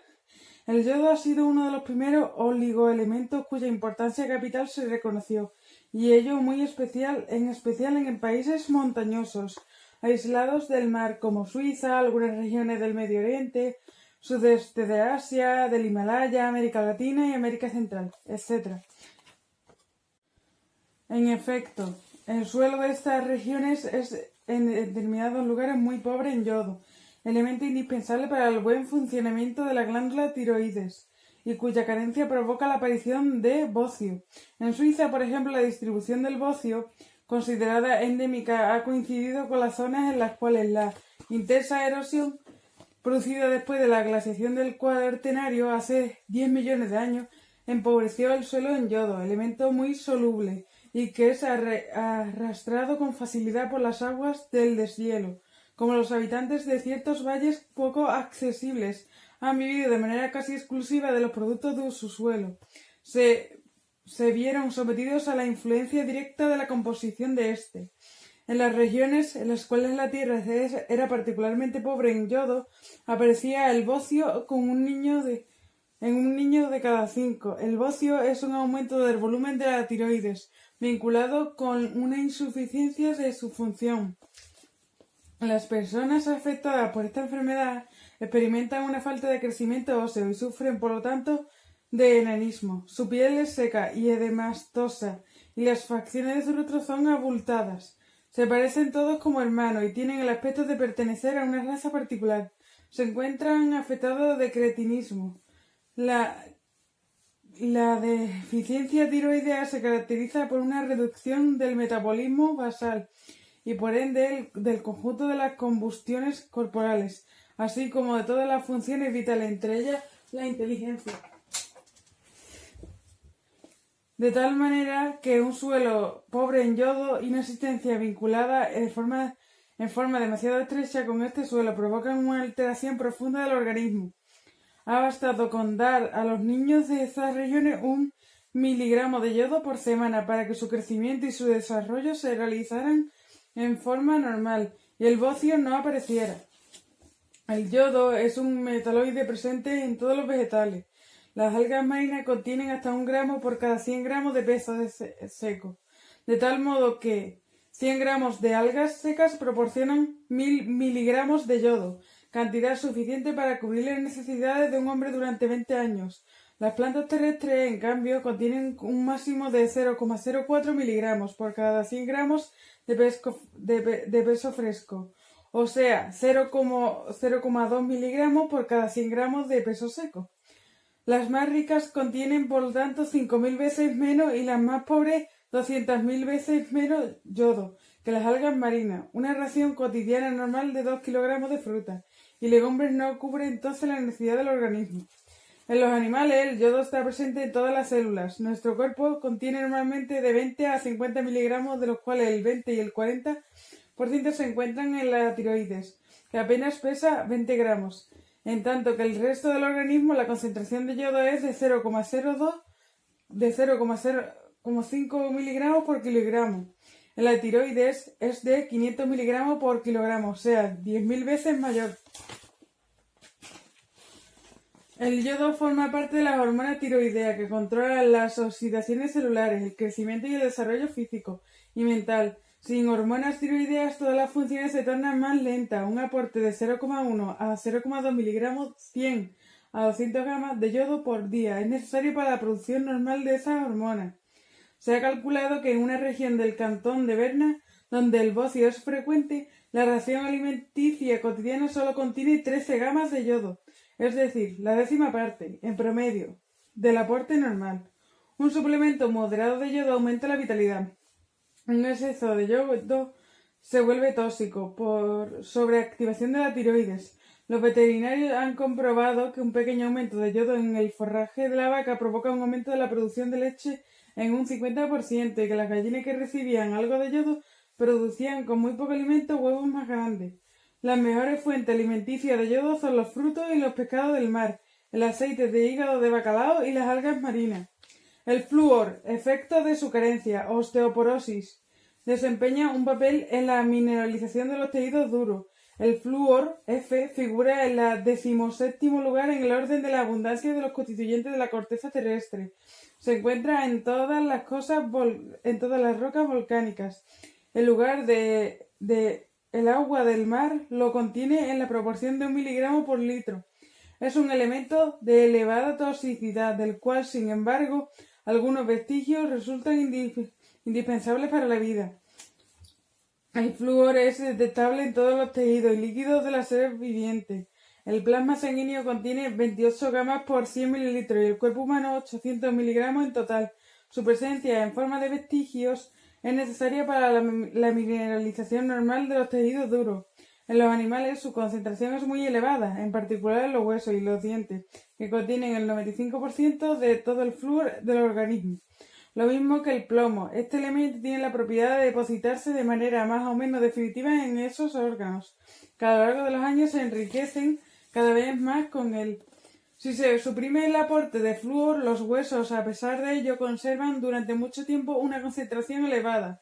El flúor activa la síntesis del colágeno, o dicho de otro modo, de la trama filtrosa cuya formación procede de la calcificación y que constituye la primera etapa de la preparación de las fracturas. La osteoporosis senil es una afección causada por el empobrecimiento paulatino del esqueleto en el colágeno y en el calcio. Se traduce por una fragilidad ósea y ocasionada la clásica fractura del cuello, del fémur, como consecuencia del traumatismo mínimos y deslizamientos vertebrales con disminución de la talla. Se observa con mucha más frecuencia en las regiones pobres en flúor que en las que son ricas en este elemento. Por lo tanto, se ha llegado a tratar esa afección mediante el aporte de fluoruro de sodio, 40 miligramos por día, de los cuales es retenido alrededor del 30%. La calcificación de la aorta, más frecuente en el hombre que en la mujer, es testimonio de una aterosclerosis grave. Entre los habitantes de las regiones ricas en flúor, esta calcificación es menos frecuente. Parecería, pues, que el flúor contribuye a conservar el calcio en los tejidos duros del organismo, dientes y huesos, e impide su fijación en los tejidos blandos. Por otra parte, tiene la propiedad de acumularse en esas calcificaciones patológicas, donde su tasa puede llegar hasta 10 veces más que el tenor tisular normal. Bajo la influencia de un aporte de flúor, la pérdida de calcio clorina disminuye y el nivel de fosfatasa alcalina aumenta como testimonio del predominio de la fijación del calcio sobre su absorción. La neoformación ósea provocada por un aporte importante de flúor no es, sin embargo, fisiológica.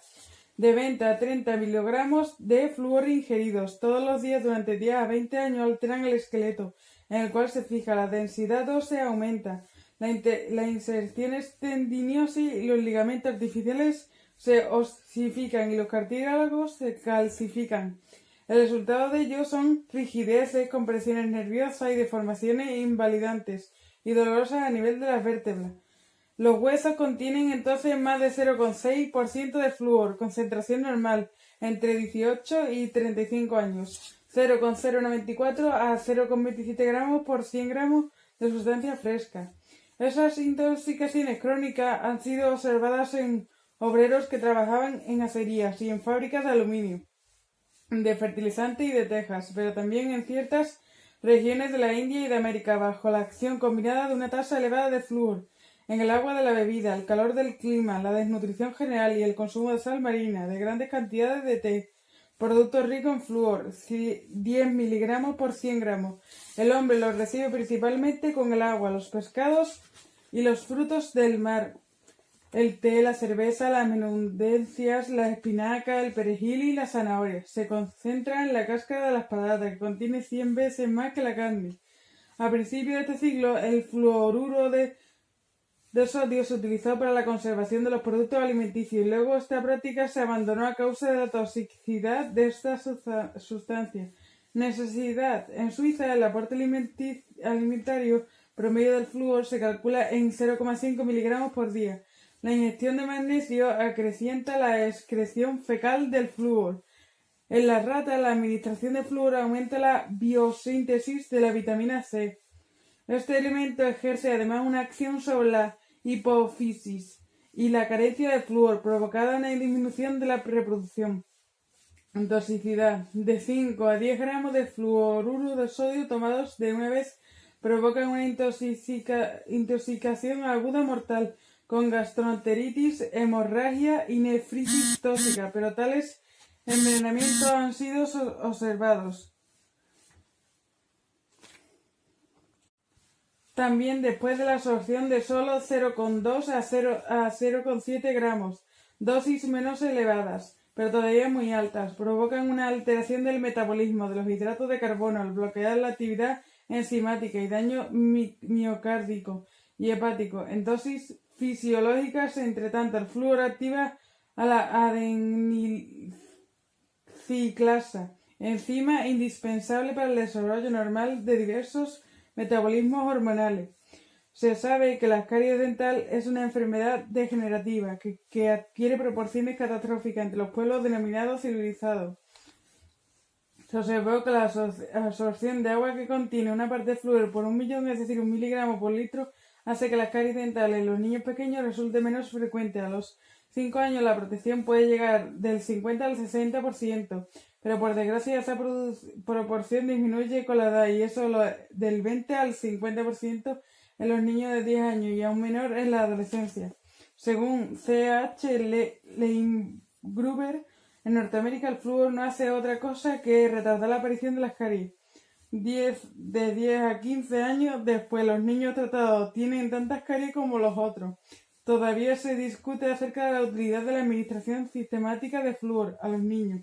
Es necesario que el flúor no sea aportado en dosis excesivas. La primera señal de sobredosificación es la aparición de los dientes de manchas blancas opacas como de porcelana, que se producen cuando el aporte cotidiano llega a los 2 miligramos. Después, estas manchas empalidecen y se forman en su lugar excavaciones. La mejor protección contra las caries, 60%, parece haberse obtenido con 1 miligramo de flúor por día. En el esmalte forma la fluorapatía, más resistente a la acción disolvente de los ácidos que la hidroxiapatita, más resistente a la acción disolvente de los ácidos de la cual reemplaza. El esmalte normal contiene 0,01% y la dentina 0,02% de flúor. Entre los niños tratados en forma óptima ese valor se duplica y el esmalte se vuelve más duro, pero también más quebradizo. Para luchar contra las caries dentales, el cantón de Zúrich introdujo en el mercado en 1955 sal que contenía 200 miligramos por kilogramo de fluoruro en sodio, es decir, 90 miligramos de flúor y ellos además de los 10 miligramos de yoduro de potasio destinados a la prevención del bocio. El cantón de Vaud agrega desde 1968 en forma de fluoruro de potasio flúor a la totalidad de la sal de cocina proporcionada a la población, y esto a razón de 100 miligramos por kilogramo de sal. De tal modo se obtiene un enriquecimiento del pan en flúor.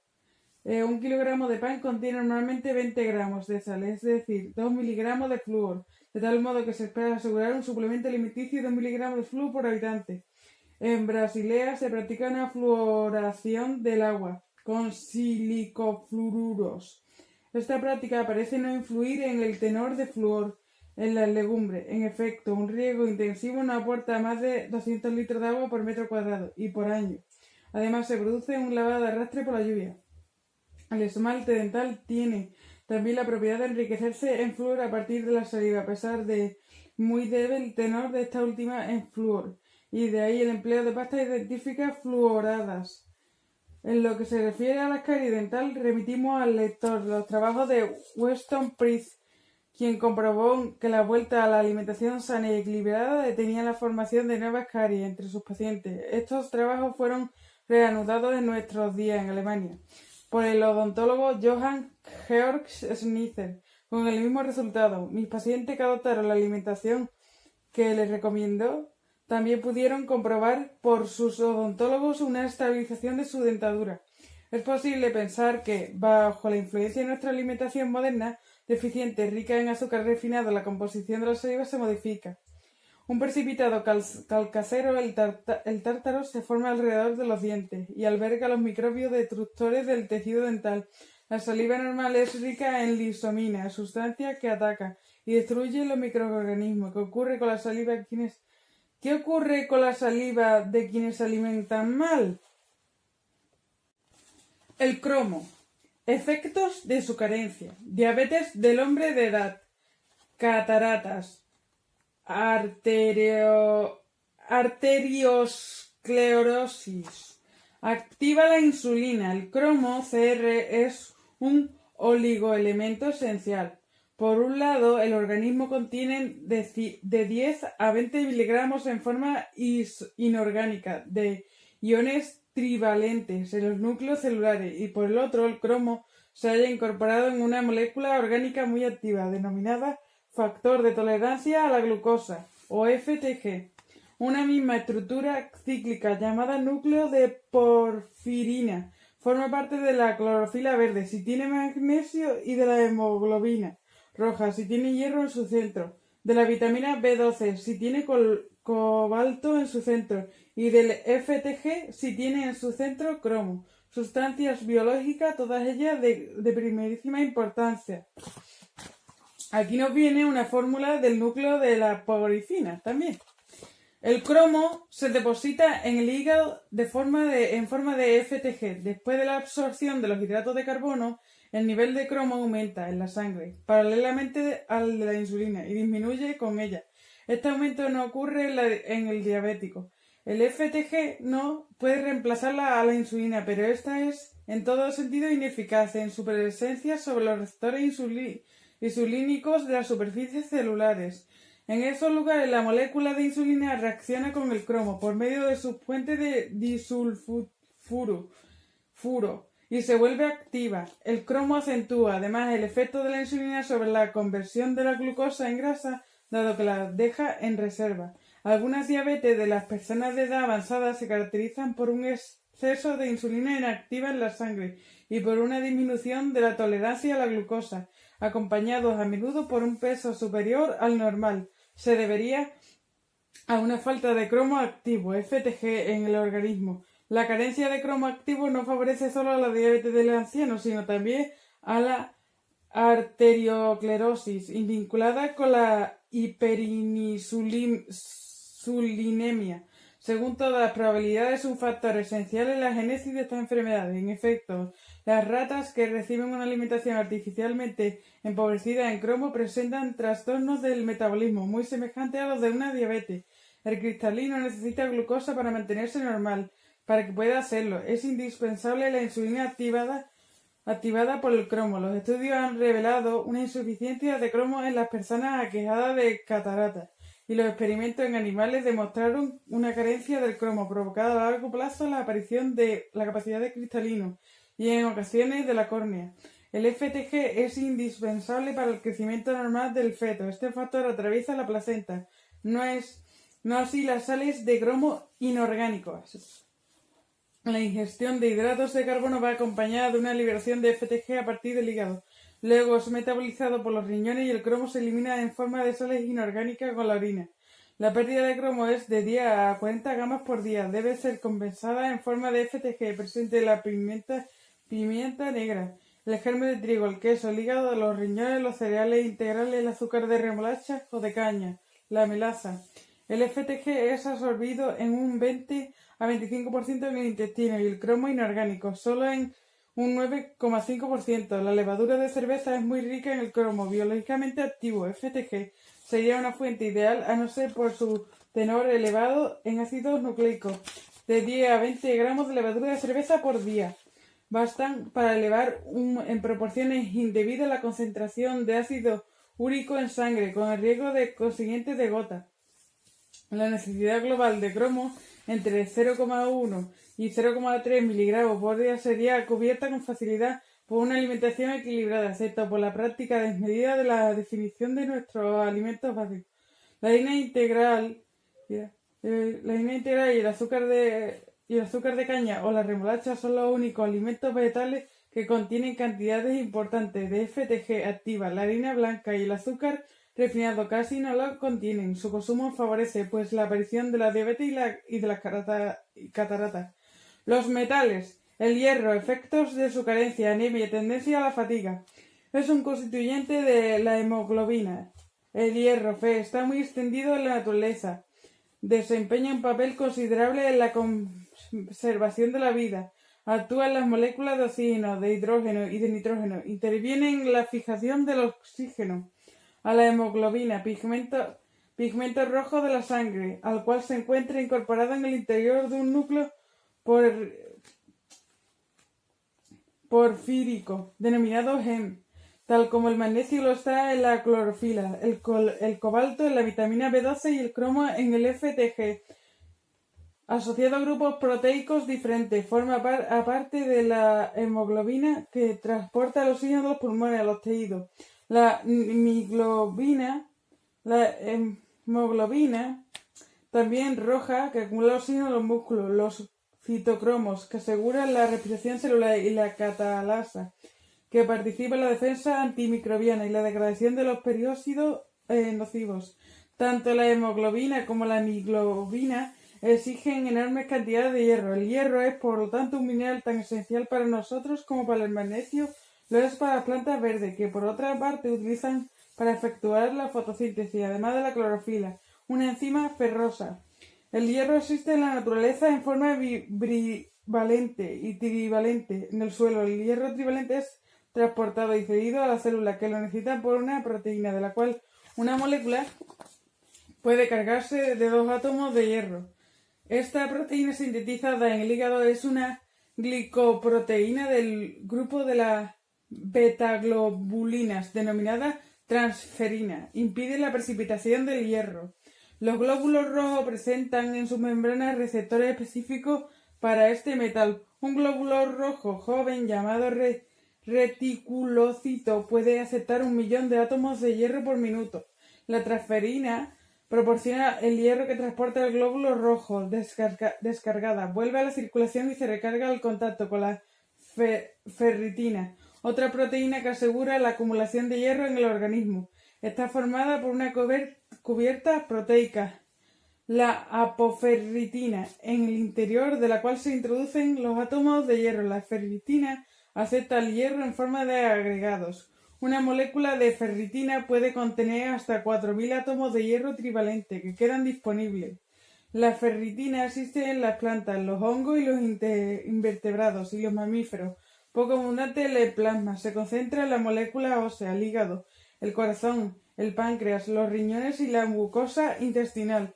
La carga de hierro de las ferritinas séricas es menos importante que la de las ferritinas ícticas. En el intestino, la ferritina capta el hierro alimentario. Es capaz de transformar el hierro bivalente en hierro trivalente activo.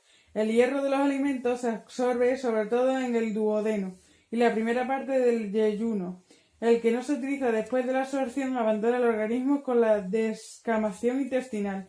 Una persona normal solo retiene del 5 al 10% del hierro ingerido. Quien sufre de una deficiencia de hierro, el 20%. Necesidad. Como la pérdida diaria habitual es de 0,5 a 1,3 miligramos, es preciso ingerir por lo menos 10 veces más hierro para compensarla. La presencia de cobalto, ácido succínico, sorbitoil y vitamina C favorece la absorción del hierro. El hierro está muy difundido en la naturaleza y a pesar de ello, su carencia es frecuente. Sin hierro no hay hemoglobina, la sangre se vuelve pálida, existe anemia, pero además, por la disminución de las concentraciones de fermentos respiratorios, se establece un sufrimiento tisular que se manifiesta por un descenso de la vitalidad, gran lasitud, debilitamiento de la musculatura, alteración de todas las estructuras epiteliales, atrofia de las mucosas del estómago y de la lengua, con sensación de ardor, inapetencia y diarreas, piel seca y agrietada, formación de fisuras en las comisuras de los labios, trastorno de la deglutación, nerviosismo con disminución de la capacidad de concentración, alteraciones de las uñas, que se vuelven frágiles y deprimidas en el centro y caídas, y encanecimiento prematuro del cabello que se torna quebradizo. Las personas con carencia de hierro parecen tener más edad de la que en realidad tienen. La anemia por carencia de hierro es muy conocida en los bebés que reciben durante mucho tiempo una alimentación láctea exclusiva, muy pobre en hierro. Esta anemia es más notable aún en los prematuros, pues la mayor parte del hierro solo es extraída por el feto del organismo materno durante los últimos meses de embarazo. El recién nacido normal tiene una reserva de 0,25 gramos de hierro. A continuación, para asegurar la necesidad de crecimiento, debe recibir un excedente respecto de sus pérdidas de 0,5 miligramos por día. Se ha observado que los niños pequeños con carencia de hierro tienden a comer tierra y ya no lo hacen en cuanto reciben este elemento. Cuando falta el hierro, el apetito disminuye, la resistencia de la infección es mala y esta se acompaña de fiebre elevada. El cuerpo humano contiene de 3,5 a 5 gramos de hierro, el 60% del cual se encuentra en la hemoglobina circulante. Tasa normal de la hemoglobina, 14 gramos por 100 mililitros de sangre en el hombre, 12 gramos en la mujer. El 16% está contenido en el gen celular y el 8% en la mioglobina, en tanto que el 16% existe como reserva en los depósitos. El hierro liberado por la destrucción de la hemoglobina y de las enzimas que lo contienen es resistido a esta reserva para su reutilización. El hierro plasmático solo representa el 0,1% del hierro total. Una mujer adulta pierde unos 30 miligramos de hierro todos los meses durante sus periodos menstruales. Además, la tasa de hierro sérico desciende a ella en 90 gamas después de la menstruación para elevarse de nuevo a 120 gamas antes de la regla.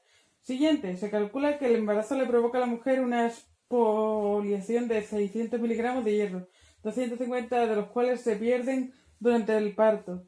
En los varones la tasa del hierro sérico es más elevada y mucho más estable, 140 gamas por 100 mililitros, es decir, 1,4 miligramos por litro. Lo mismo ocurre con el hierro de los tejidos. En el hombre, el hígado contiene 0,4 gramos de hierro. En la mujer menopáusica, 0,23 gramos. Y en la mujer que menstrua solamente 0,13 gramos. En la tasa normal de transferina en el suelo sanguíneo es de 100 gramos por litro. En el momento del nacimiento aumenta a 350 gramos por litro durante el primer mes de vida y se reduce a los 6 meses a valores comprendidos entre 30 y 50 gamas por litro, tasa que se mantiene estable hasta la pubertad. En el hombre adulto la concentración es de 50 a 250 gamas por litro, en las mujeres es más baja, de 30 a 80 gamas antes de la menopausia y hasta 180 gamas por litro a continuación. Bennett Nissen. Un microgramo de ferritina puede acumular 8 miligramos de hierro. En las carencias marciales comprobadas existen menos de 10 gamas por litro. En las anemias es el parámetro más sensible, el que más tempranamente se modifica. Una disminución de la reserva de hierro con mantenimiento del hierro sérico es una concentración normal. Se comprueba en el 32% de las mujeres durante el periodo menstrual y en el 45% de los donantes de sangre. Los 400 gramos de sangre que se toman cada vez a un donante contienen 200 miligramos de hierro, es decir, 50 miligramos por cada 100 gramos. La pérdida cotidiana de hierro a consecuencia de la descamación intestinal es de 1,3 miligramos, o sea, de 500 miligramos por año. Si la extracción de sangre tiene lugar 4 veces por año, el donante pierde en total 1.300 miligramos, 800 más 500 miligramos, lo cual corresponde a la totalidad del depósito de hierro en el hombre sano. El aporte cotidiano por la alimentación es de alrededor de 17 miligramos, de manera que solo una décima parte es absorbida, o sea, más o menos 600 miligramos por año. Por lo tanto, hay un déficit anual de 700 miligramos, que sería normal devolver al donante por medio de un aporte de hierro suplementario. La talla promedio de los escolares ha aumentado en un 6 centímetros en 15 años en Europa Occidental y en los Estados Unidos. La necesidad de hierro se ha incrementado y el niño que crece con demasiada rapidez no logra cubrirla. En el sexo femenino, el periodo nubil se reduce cada 10 años en 4 a 6 meses y la menopausia se ha retardado, lo cual eleva las pérdidas de hierro en la mujer. Esta evolución se advierte sobre todo en las clases sociales elevadas. Los adolescentes que pertenecen a este medio tienen una necesidad de hierro especialmente elevada. La anemia ferropriva del adulto no se conoce desde hace tiempo. En otras épocas aparecía en particular en las mujeres jóvenes. Entonces se hablaba de clorosis, a causa del tinte verdoso de la piel. Cloros es igual a verde en griego. Algunas de estas anemias eran atribuibles a trastornos de la asimilación producida por el uso de corsés demasiado apretados, que otorgaban a las muchachas un elegante talle de avispa y una palidez aristocrática. La menstruación demasiado abundante, la hemorragia digestiva crónica por hemorroides, abuso de acetilsalicílico, base de aspirina y de medicamentos análogos, la diarrea frecuente o la gastrectomía pueden culminar en una deficiencia de hierro. En nuestros días, sin embargo, la carencia de hierro se observa sin que sea posible adjudicarle una causa precisa. Se encuentran tan difundidas aún en países como Suecia, que ahora se las achaca al régimen alimenticio. En Alemania, Seibold y los colaboradores han comprobado, por una parte, una deficiencia de hierro en el 65% de las personas examinadas y en el 100% de las mujeres embarazadas, y por otra parte, un contenido de hierro en las comidas corrientes del 30 al 50%, inferior a los valores deseables. En términos generales, la ración cotidiana era de 6,5 a 8,5 miligramos por día, en lugar de los 10 a 15 miligramos recomendados. Para elevar el aporte de hierro alimenticio es preciso reducir el consumo de grasas, de harinas blancas y de azúcar refinado muy pobres en hierro, en reemplazo de los utensilios de hierro o de función por recipientes de acero inoxidable o de aluminio. También han contribuido a la carencia de hierro de la cual padecemos. En gran parte del mundo, la deficiencia marcial es uno de los problemas nutricionales más difundidos y el grupo más vulnerable es el de las mujeres en edad de procrear y el de los ancianos. El hierro se acumula en los focos inflamatorios, lo cual provoca una reducción de la tasa de hierro séricos. Desempeña en ellos una función antiinfecciosa e inactiva ciertas toxinas, por la reducción de la resistencia de las afecciones y por la alteración de las estructuras epiteliales. La falta de hierro favorecerá el desarrollo del cáncer. La carencia marcial no afecta a la síntesis de la hemoglobina, sino en periodos tardíos. Cuando existe anemia clínica, los depósitos de hierro ya se han agotado en gran medida. Por lo tanto, no existe paralelismo entre la tasa de la hemoglobina y la del hierro sérico. La tasa de hemoglobina puede seguir siendo normal, en tanto que la del hierro asérico desciende en un 75%. Una carencia de hierro se caracteriza por una tasa elevada de transferina. Un hierro sérico disminuye y una ferritiminemia baja. En momentos de una ascensión a la montaña con esfuerzos físicos, el organismo reacciona al déficit de oxígeno por medio de una fuerte y rápida disminución del hierro sérico, a partir del cual sintetiza la mioglobina, la oxidasa y el citocromo C, es decir, enzimas hísticas. Esta necesidad de hierro puede ser tan intensa que la hemoglobina es sacrificada para ponerla a disposición de los tejidos, y solo al cabo de algunos días su concentración aumenta para compensar la falta relativa de oxígeno en la atmósfera. Pero mientras esa tasa se eleva del 30 al 50%, la de la mioglobina aumenta del 50 al 70% y la del citocromo C de 100 a 200% de las AUX. El desarrollo de estos procesos exige un mínimo de 3 a 7 días, lo cual explica la acentuación de la fatiga en ese momento y la extraordinaria frecuencia de accidentes deportivos al tercer día de permanencia en la montaña. Es preferible reposar enseguida. Un suplemento de hierro acelera y facilita esa adaptación. Entre nuestros alimentos, la sangre es el que más hierro contiene, alrededor de 50 miligramos por 100 gramos. Los cereales integrales son ricos en hierro, de 15 a 23 miligramos por cada 100 gramos, pero el cernido y la refinación los empobrecen. En el 86% para la harina blanca y el arroz pulido y en un 96% para los copos de avena. Ello han conducido a algunos países a agregar artificialmente hierro a la harina tamizada. Las espinacas, el perejil, los puerros, las coles, las patatas, el 1,4 miligramos por cada 100 gramos, la zanahoria, la cereza y los espárragos contienen una elevada proporción de hierro por unidad energética, pero no podemos consumirlo en la cantidad suficiente como para cubrir nuestras necesidades.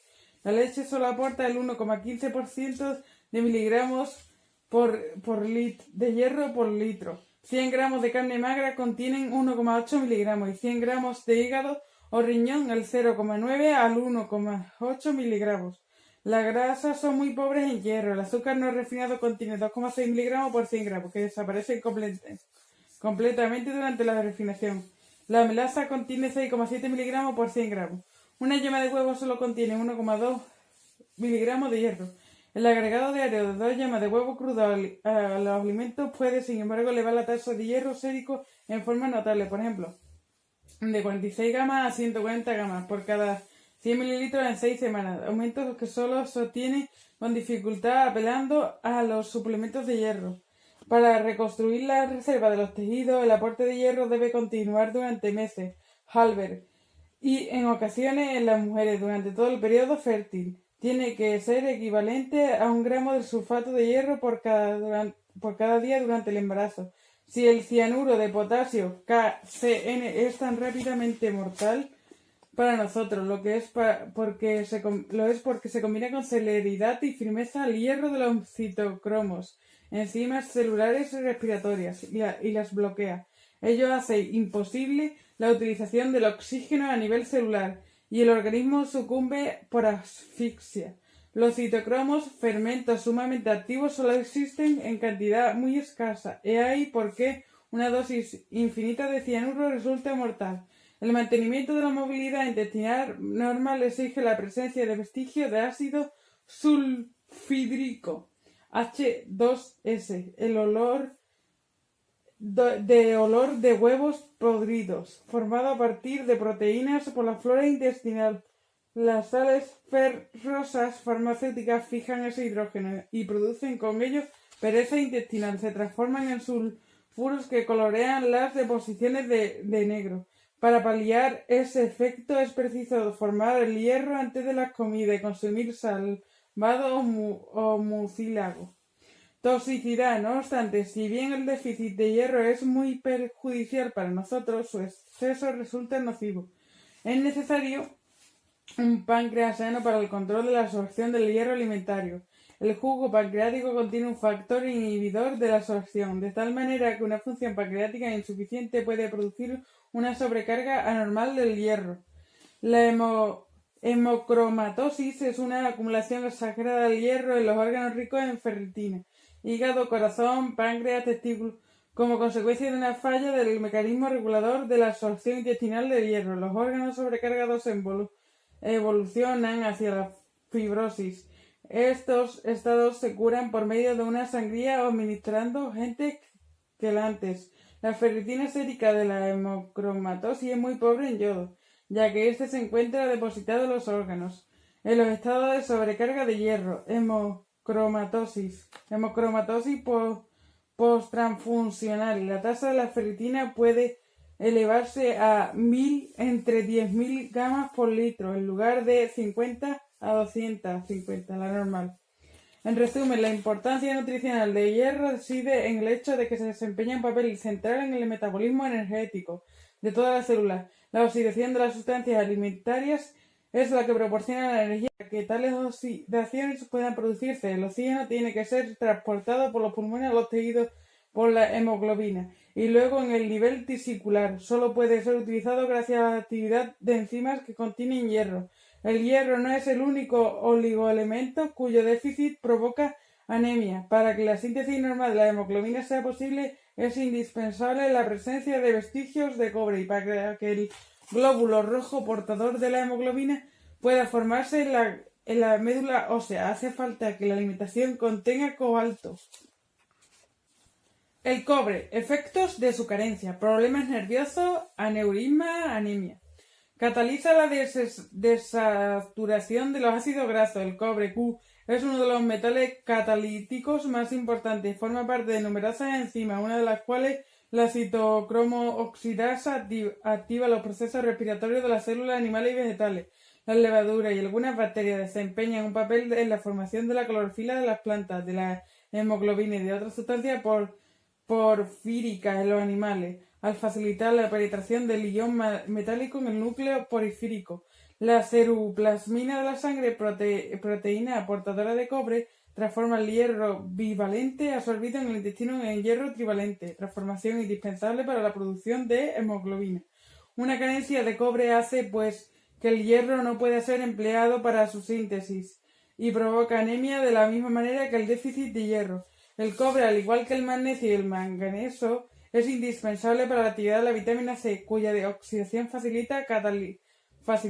cataliza la desaturación de los ácidos grasos, o sea, la síntesis de los lípidos nobles del cerebro. La carencia de cobre en los animales eleva el punto de fusión de las grasas corporales, o dicho de otra forma, lo vuelven más saturados. Produce una hipercolesterolemia con arteriosclerosis y lesiones cerebrales, osteoporosis, encanecimiento y caída del pelo.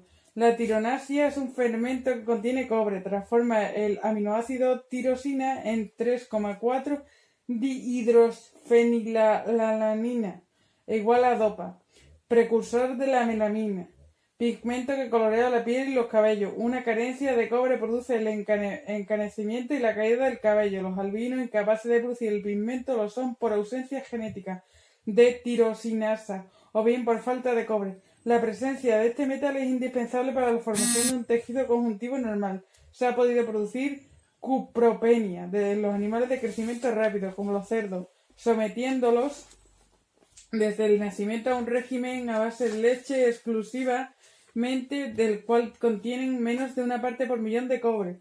A partir del 30º día de tal alimentación, la tasa de cobre en la sangre cayó a la quinta parte de la concentración normal. Apareció una anemia grave. A pesar del aporte suficiente, la tasa de hierro disminuyó por mala absorción.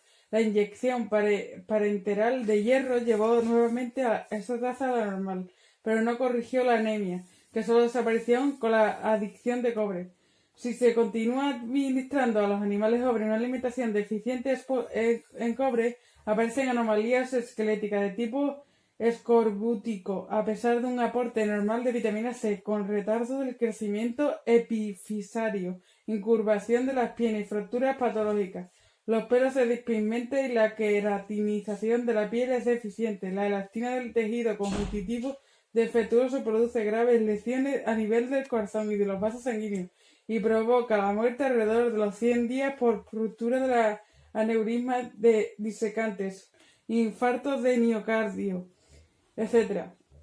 La cupropenia recibe una importante economía considerada en ciertas zonas del suroeste australiano, donde el suelo tiene un escaso contenido de cobre. Los animales con carencia presentan lesiones arteriales y mueren bruscamente de apoplejía. La falta de cobre en el suelo provoca en efecto la pobreza en la hierba de este elemento, lo cual ocasiona una vez la carencia de cobre del herbívoro.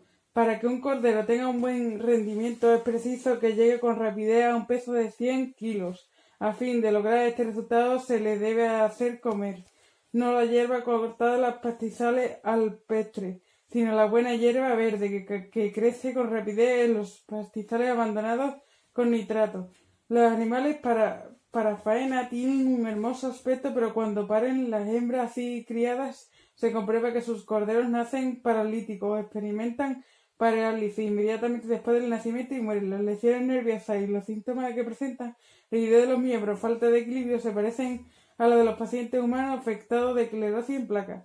Las investigaciones han demostrado que esta enfermedad se debe a una falta de cobre. Si el suelo de las pasturas donde nacen esos corderos es tratado al mismo tiempo por medio de nitratos y de cobre, o se inyecta sales de cobre a las hembras preñadas, los corderos nacen sanos, pues el cobre no ejerce acción alguna sobre el animal enfermo. De tal modo, el fertilizante demasiado unilateral hace crecer una hierba en apariencia vigorosa, a pesar del agotamiento del suelo en cobre. El animal adulto que la consume no parece padecer por ello, pero se crea un desequilibrio y la generación siguiente ya no es viable. Bourran.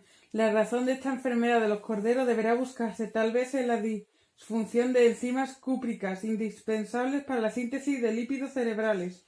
Una carencia de cobre inclusive moderada disminuye la síntesis de los fosfolípidos del hígado, altera el metabolismo y provoca anomalías en la estructura de la elastina y del colágeno. En los ovinos, la lana pierde su rizado al estar trastornada, la queratinización y adopta un aspecto denominado de alambre.